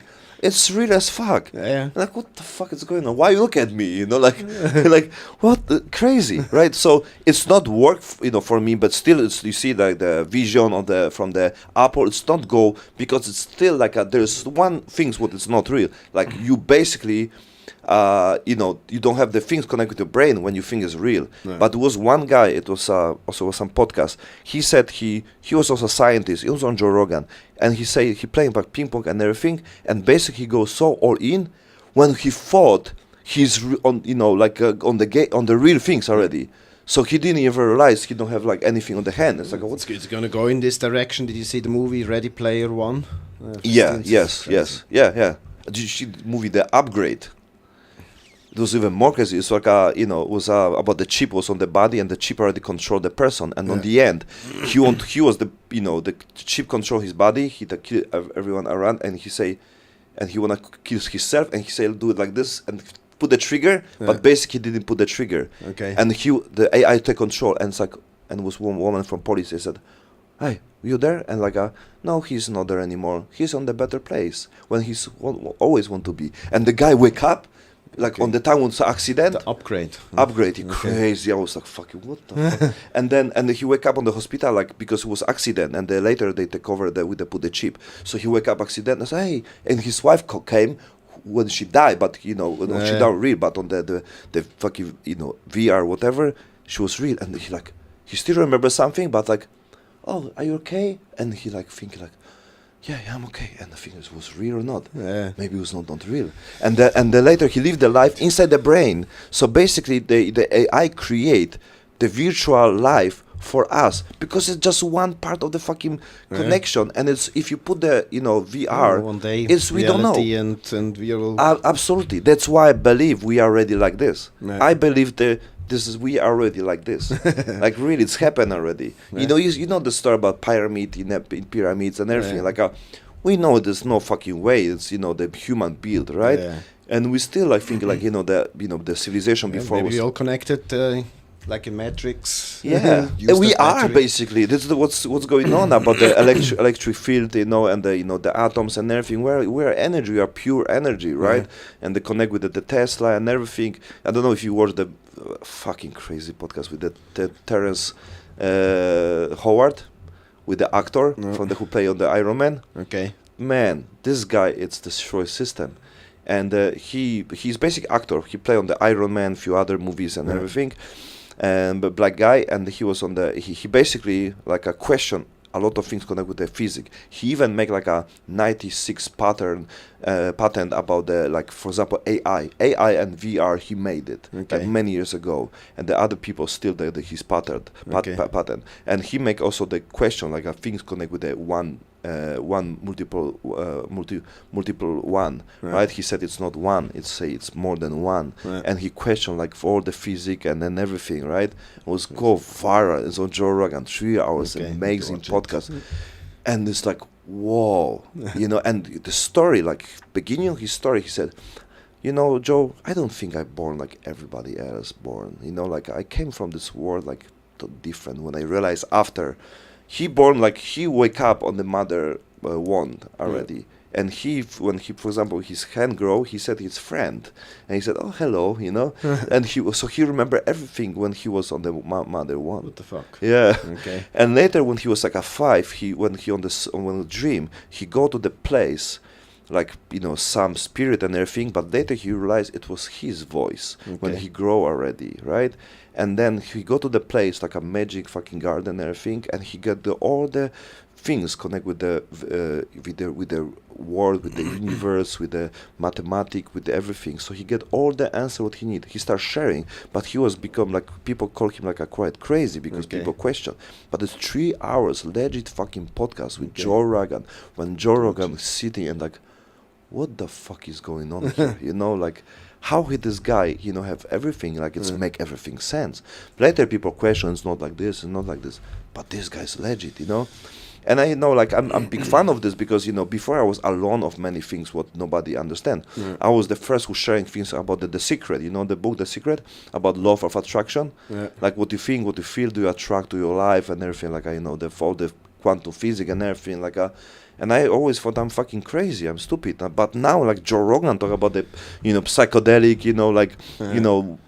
he using like basically all the time, right? Like LSD, the mushroom and everything, like, and he talk like open about this one, right? Totally open, and he's number 1 podcaster on the world. And I was like, okay, I'm not the crazy one, right? There's many people understand, the life works like this, and it's, we need to be better, work harder, be stronger, trying to take care of self and everything. Like, okay, I'm not the one, but when you're younger, you're a loser, you just go party, go this, more girls, more drugs and everything, right? But when you grow, it's like, okay, there's more people who are start to shifting and see it because it was different understanding. You want to be part of some group, and most of the group are assholes, but they are stronger, right? So you think they are better, right? But you don't want to be with the nerds, right? Because they're like, you also like between, I think, right? Right? Like, when you're young, you are the nerd guy, or you are the fucking, No, I was the rebel. Rebel. Kicked out from the classroom all the time, but still was one of the smartest. Okay, yeah. So it's like still like between, like I was always like bad on school, right? Like very like a pass, things, but it's allowed me to like keep going, and later like I go to university. Imagine I go to university and I late for my first class, and then I say they look at my name. It's like because I'm late for the signing, so there's not my name. So I add always my name. So I could just follow the class, the people to next room. Yeah.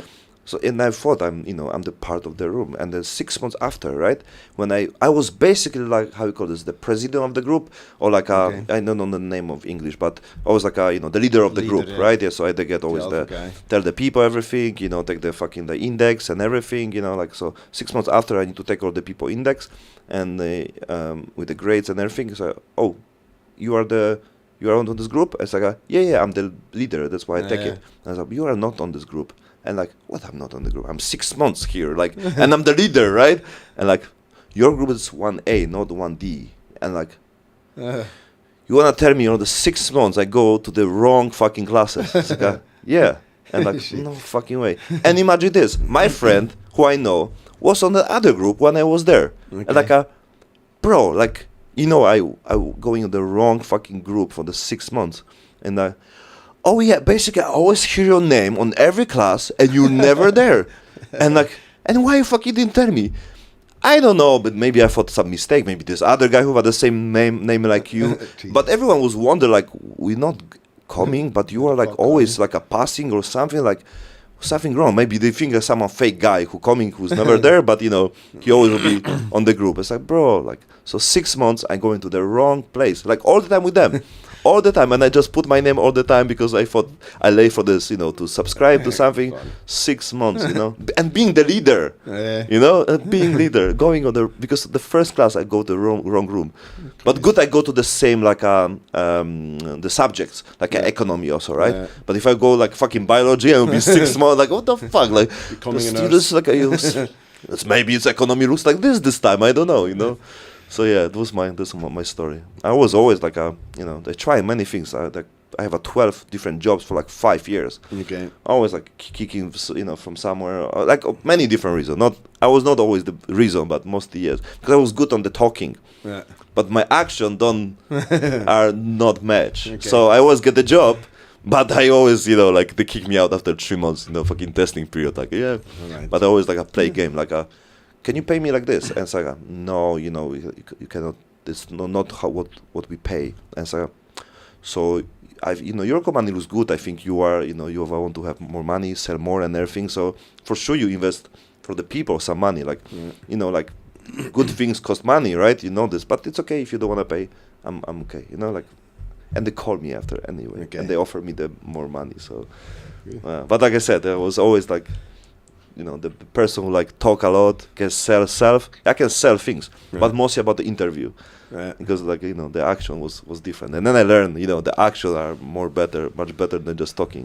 Because the talking when you talk using your experience, it's much important. Like you're talking about from your own experience. Like I know guy, he said it's not working. Like, yeah. So that tried things, I'm trying, and I'm not afraid no more about. What do you think about the fear? Like, there's something what you're afraid of? What's your biggest fear? Ooh. I don't know. Huh? Not much after fucking skydiving. Yeah, not many fears. I don't know. You should not be feared of failing. Are you religious? No. I think I believe in the good and in the bad, and I believe in karma, but no, not believe in God and Jesus. I mean, it's proven.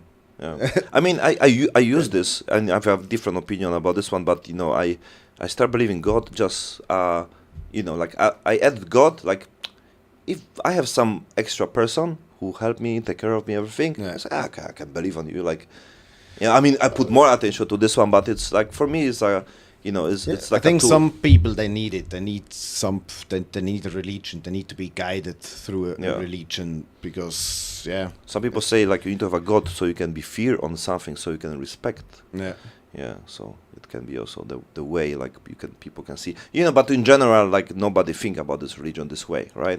Everyone treats it like you're just part of some life, right? nobody. There's some small percentage, like even connect with the money and the region the same. Like how many people get things like serious about something, right? There's most of the people who, like you said, like depression, they treat this like an excuse. Yeah. That's like, I'm depressed, that's why I cannot come. I was yesterday. I need to prepare the place because I take cameras and everything, and I like, oh my god. But after first of tired of the BJJ, later some other issue with the business. And like, oh my god, like 7 a.m. like and I can think also like excuse like, oh, I have depression. I can call this depression, right? Easy. What is it? Yeah. Yeah, because it's just the feelings like you feel like you don't have energy, right? You don't have power. Nothing makes sense, Yeah, and I you're think just down. Yeah, but just people put like just some name of this, especially when they need to do something and it's and it's other person, like the relationship or like family and everything, they expect something from them, like, oh yeah, because I'm depressed. I always give the sample, like, you think the person who deliver you food every day, right, and mass because you have people to support and everything, you think this person don't have depression? I think they do it anyway. You don't know the person, can lose someone in life and everything, but still need to deliver you food, right? So that's why I always like you need to give yourself perspective. You think you have a bad in life, look at yourself. Yeah. You have everything what other people dream of, right? Yeah. And then you have a day like, oh, I don't feel so good, I'll be stay at home, I'll be watching Netflix. Like, what the fuck, bro? Like, people want to have like percentage from your life. Yeah. It's a fucking society problem. Yeah. It's like yeah, because there's the concept of the watching more bullshit, watching more social media, so be more depressed. That's why that's how they organize. Yeah. That's why about the aspartame and everything, right? It's exactly the same. People don't know why they want to eat. I also study a lot about the fasting. Do you try fasting? Yeah, I do. I do intermediate fasting. How about the fasting like for days? Not easy, but you tried? I tried, and I do it. I try to do it nearly like once in a month, like a 48-hour fast. It has a lot of health benefits. Yeah. I can't name you all of them, but it could make a whole podcast only about fasting. Oh yeah, absolutely. It's definitely something good. Maybe I invite my friend. He basically studied this for years already, and then he do it also dry fasting, but he's hardcore, dry, no water, crazy. Nothing. Yeah, I did 21 days or 21 days for sure, maybe 22 days, 28 days basically for the but coconut water. Okay. Yeah, so I think 21 was with the coconut water, and the 7 days with only water. But coconut water is very easy. Yeah. Yeah, but I have a lot of energy, but coconut water have everything, so. Yeah. It's basically like a food, I can say, almost like food for me. Yeah. So I don't feel like any but last time I make 6 days. Okay. Only on the water. And the people say about the connect with the sleeping, they say like it's basically the sleep is the people feel like let's say regenerate and everything because of the time they don't eat. Yeah. So basically the sleep it's connect with the you should also not eat at least 3 hours before you go sleep. Yeah. Yeah. Also very important. That's why I organize even my place and my here, and I sleep. I said, okay, I need to have the best mattress, the best topping, the best bedsheet and everything, and the dark and everything. So I also organize this. And yesterday I did not have a neighbor there. I don't have neighbor here, but there I said, oh my god, but it's fine. I go sleep. So it's like organize everything, right? Yeah. Dark and everything, the light and everything. Yeah, I do better and better with this, even of the morning routine, about the ice bath. You do ice bath? Yeah, I do it regularly. We have a cold plunge. It's not really an ice bath, but sometimes I just order a lot of ice from Food Panda. Yeah. Go to 7-Eleven, buy all the ice I can find around, and do it in the bathtub. Yeah, I do it my place here, but I want to buy the it's a cold plunge because you can make the water like 15 degree. Yeah. If it's 15, we have it's a cold already plunge in our building. Yeah. I do it sauna and cold plunge, and really? sometimes I do the. And how many degrees is there? I think it's between 12 and 15, not super cold. Good. 12, 15 is good. It's okay. It's okay. For after the sauna, you need to cool down somehow. Oh, and, it's great. But I do some ice bath in my bathtub. I would like to have like a proper. I don't have a balcony in my condo, so that's why. I cannot have it, but I put on my on the bathroom. I mean, because the bathtub it's too small, so I bought the plastic one, the circle. But I don't want to do here because I want to do in the morning. So I have a small balcony there. So I also think because I can buy for the making the cold water all the time. Yeah. And it's usually for aquarium. It's exactly the same what they're selling you for fucking like $1,500, right? Yeah. They just put the name like cold plunge, but it's exactly the same system like for the aquarium. Okay. So you buy for 12,000 baht. And with the filter and everything, and you can connect with this one for like 5,000 baht with the Circle One, and you have cold water, cold plunge all the time. Okay. Like Dana White said, like every time when he travel, like he always called them and he ordered their cold plunge everywhere. There's no way he do. Just need to have a bathtub and order a lot of ice. Yeah, but it's too small. The bathtub is too small, so if I go cannot fit. Yeah, there must be this one is too small. So that's why I go to Circle and everything. They order in 10 minutes I have ice. Okay. But it's also you trying to make your life more comfy, right? Yeah. You earning money also to use the money to make your life more easy, right? You before when I start to care about health and all the other things. Yeah, before I travel, okay, I stay on the airport 8 hours cheaper ticket and everything. Yeah. Now I even take care what time I fly. So 3,000 baht more. It's okay, because then I have a better sleep. Yeah. And this is more important for me right now than the saving 3,000 baht, right? But before, of course, before we consider okay, fast food, this one faster. This is saving on the wrong. You're gonna save €50 on a flight because but then you're gonna spend 300 euro a night for going out and drinking vodka. That's the fun. Yeah, that's the funny part. People don't. And later though for medication, for this one, for this, you spend more anyway. But that's. I think it's always a part of the life, right? You start getting money, you do it. Decision and everything. You learning how to use the money, and later you are more into to. Set up, your life on the, your own rules, your own terms, and they use the money to actually don't fucked up and don't, be more fucking drunk and buying better bottle, but actually improve your life, your health, and everything is what's going on. We go to the better quality, right? That's why we said about if I care about the AI, I think you just need to create your own circle, right?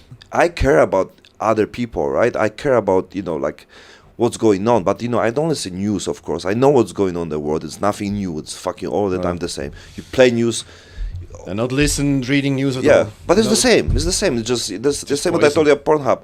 They don't earn money from the fucking porn. They earn money from the ads. Keep you there, they don't earn money from the good news. Yes, we make the best news, and but if this news don't bring the viewers. Even the guy who make the nice fucking information about what's going on, they don't get money. That's all about the attention, right? People just need to sit there watching, and later they realize the money news is poison. This is maybe an advice. Stop reading and watching news at all. Yeah, it's you cannot change it anyway. I mean, it's But you see, you watch podcasts, right? Let's say we watch value things, but it also can be trap because we spend time. There, right? Yeah. I mean, we put ourselves a good things, but I think is the next level. It can be do more things, right? Or you can basically, do your own podcast or talking with the friends. Yeah, but there you have to. I would say I learn a lot from the podcasts I'm watching. But what the fuck you learn from news? It's poison for your brain. It gives you a bad feeling. You cannot change it anyway. I mean, if there's a war on the other side of the planet. Okay, fuck it. Sad for the people, but I cannot change it. So why should I put myself in a bad mood? Yeah. For no reason. So it's more about so podcast is good because it's give you more focus on the for 2 hours. Now people don't have the focus. Now people are so what. People want fast, right? Yeah. TikTok things, Instagram. People want the information fast. Why I must watch 3 hours of podcast. Last time, the podcast with the black guy, with the TMI, 6 hours. We make 6 hours podcast, right? Okay. So people say, 6 hours, what? And my friend, who work with, said, I need to fucking edit this shit, But we put the whole podcast basically, but then we make the shorts, clips, and everything. Yeah. We need to make it because it's all about what people attention. When people see it's interesting, people go, and it's also how you build your brand. it's when you get the attention for like 3 hours, it's very healthy, like, because people like really like don't have the fucking focus, right? That's like, even I go to gym, like I hear this, like the dopamine things, it's also go up, and it's addicted you if you listen music, because then it's always connect with the music. So if you put more like things like audio, visual, and everything, like sentence, then you basically addicted for more. So then you're craving like better music, more hype and everything. So they're trying, if you go like eat food, you just eat food, right? If you watch one thing, just watch one thing, right? Don't like, I have a multi tasking, right? It's bullshit. They are just addicted. They cannot focus on one. That's why it's also connect with the fucking changing gears and everything, because it's normal things get bored, like it's nothing going on, because we see like fucking like we have a life like this, so we try and like keep the level, right? Get more and more. Get more and more and more, right? So it's also like that's why the ice bath, it's to reset your dopamine, so you get like it's the like because it's not comfy, right? I know the people like you like it, you hate it, right? Nobody like it, right? No. Yeah, it's like what someone say about alcohol. Someone say like I don't like vodka. Like I think nobody like vodka, right? Like in general, nobody like drink pure vodka without anything. You know someone who like the taste of vodka, not. Right? No. I But know, good like, whiskey, good single malt, I like it. Yeah, Yeah, maybe not vodka, but yeah. Yeah, but vodka, I don't know anybody who like drink vodka without drinking anything. Yeah, pure. Like my father, for example, like he said water. Always said clean water, clean girl. my father calls. So it's like so he say vodka but with water. Yeah. So because all the shit hangover, it's come from the sugar. Yeah. That's not from the vodka, right? I guess. Yeah. So always say like, why have hangover? And they're always laughing because you fucking drink a lot. It's like, no, because of this food and the fucking juice. That's why. It's like, can be true part, right? But it's also from the Some vodka. sort of, 50-50, right? So it's all about the consumption, Like for me, it's like like I said, the if you watch the podcast and actually, like watch whatever full, but like 10, 20, 30 minutes, it's much better because you keep the focus, you're learning something. But then from the short clips, that's that's why like the dopamine, and it's give you more and more and more. You see, like it's crazy. Like I'm addicted to this, but I also put myself like no, because it's good. I learned something from my business and everything. So I'm basically still sitting, doing bullshit. Basically, I just put something smart. That's why I'm thinking I'm better, right? I'm not like these people. I don't do TikToks, but the TikToks is the same, like clips, YouTubes, and everything. So it's more about the long-term content. People don't have that attention anymore, right? People want things fast. It's hard to easy. keep them. Yeah. Yeah, even for me. Yeah, true. Right? You scrolling. Tinder, I think. Yeah. No, I still prefer real. yeah, like what is real? Like maybe we're in the soon will be like just put the fucking VR and everything. Oh, no need, because they have even under like lenses, like the contact lens and everything. Like last time I see someone have the glass, and I don't know why they don't discover it before, but they have someone who was deaf, and then basically have a glass. When someone talk, they can see on the glass the subtitles. Oh, true. Yeah, I saw this. And like, what the fuck? Like, it's supposed to be like discovered like so many years ago, right? Because it exists already. Like, we can talk. We can real time have already subtitles anyway, right? Like, I see like I put the video basically from the even podcast. It's automatic put the subtitles. So it's like now they just show this, like many and why they still show the fucking like the people on the TV, like the how it goes, the language for people without deaf.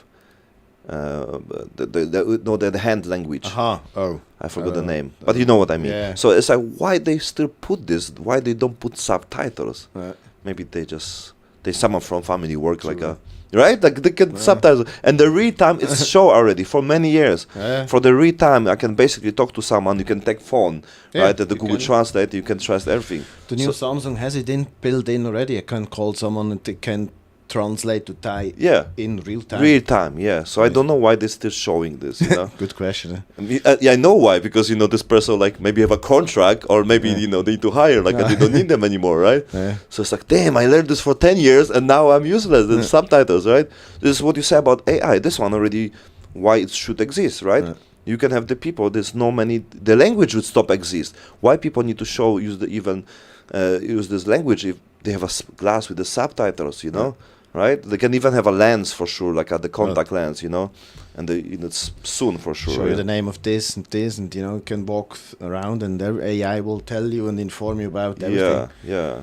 I mean, it's all about what we do with this. You know, like you said, like you don't the electric cars. It's still like the things what we feel it. So I think still be like an old school, right? Yeah. And the movie what I told you about the upgrade, there was the guy who was the main character. He liked the fucking like a V8. He have a Mustang whatever, and it was the last person who wanna fucking do something with AI, right? So you will love it. So he have a like V8 old school car and everything. Last time also the Joe Rogan said like if you already have some money, you know, like I know the money not give you happiness, but if you have some budget and you can afford some fucking like a V8, you know, Mustang, whatever, like Pontiac, whatever, it will give you more happiness, you know, like it's give you fucking more feelings, you know, like this just you feel better, you know, like that's me, like I want to buy even the Mercedes, you know, I trying to get the for sure like a V6 or V8. Basically you can get the 500. It was S-Class 500. It was V8 exactly. And then like just to even drive the feelings, not about the speed, right? Because I want to drive slower. So I have a smaller car, I like, you know, do it like this. Car. Yeah. So I want to have a smaller car, but, you know, with the bigger engine, so it's like a cruising, you know, and it's the feelings, you know, because, you know, that's the small things what we need to look on the life. Like, you know, like I bought the ATV exactly for this, right? It's like, I need some adrenaline, I need some feeling, I need something, you know, and I can afford this long before, but I don't like spending, you know, money, you know, for things. I like experience. Some people say, why you don't buy car? Why you don't buy this? It's like I just need experience, you know. For me, it's like I always rent car, and I always get the amazing cars for like super cheap price. Like even the car what I have is basically for free, you know, because, you know, I give my sister borrow the money from one guy, and, you know, he cannot like pay, so we get the car and we get them, you know, basically for free. And then so like I still have a car. It's fucking it's like a racing car. It's like I have the gear here, like, you know, I just put it's paddle shift like a fuck, like at the Honda City, you know, like a fuck. So, you know, for me it's experience. You know, if you tried things, you don't need to buy drifting car, you don't need to buy a race car, but you can experience this, and then you know if you like it or not. If you like it, you do it again, you know, and then you have a motivation to do it, right? Exactly. I always go to the test drive. People say, oh, you cannot just go like this. Like, what you cannot? Like, I go since 18 years old. I go to all this always open event, like with like a show new car and everything, so I always drive all the fucking new cars, right? The BYD I always drive last time, the 3.8 to 100 for 1.5 million. This car 1.7 million. 3.8 BYD. Crazy. Yeah. So it's, you know, before, if in Thailand, if you want to have car like this, it's at least 4 or 5 million. Like you need to have an AMG, you know, for like 4 or 5 million, right? You know, or you have a fucking 2JZ, you know. Or take a motorbike. You have a 2JZ, right, on BMW? What the engine you have? No, now it's it's not even a BMW engine. It's I think it's 2JZ from the oh my God, from the Toyota. I don't like. I'm not interested in the technical. Really? It's from Toyota. It's the same engine what the Toyota Supra have basically. It's 2JZ. It's the immortal engine. Yeah, it's the 1JZ. Definitely is there because I 100% I've been on your garage, and maybe you were there. I don't know. I don't remember. But it was like 3-4 years ago, you know. And it's definitely was 2JZ engine. And it's very easy to get in Thailand. The Nissan Safiro, they have this engine. You know, the Nissan Safiro is the cheapest, like, you know, let's say the body kit, what you can get, and you can put like any engine. A lot of Safiros also racing. So you can get the car like a 2JZ and everything, and you can have like, how many horsepower you have? You know this already? Depends on the turbo, how much boost they give, but I can boost it up to 700 horsepower. Oh, damn. Okay. Yeah, that's cool. It's fun. yeah, I can imagine, yeah. So, we're good, man. It was great. We have like 700 gigabyte, you know. Holy shit, 3 hours already. Yeah, it's easy, right? It's go fast, right? You not feel like this, right? Yeah. Yeah. Smooth, quick. Yeah, it was good. It was good, man. Super Cool. appreciate. Yeah. Thank you so much. I think it was good value for people, you know. Yeah. So hope to see you again. Definitely. You know, and thank you to be here. Thank you for accepting. Thank you for coming. You know, like. Thanks for being here. Yeah. It was my pleasure. Yeah. Thank you so much. Cool. Keep in touch, guys.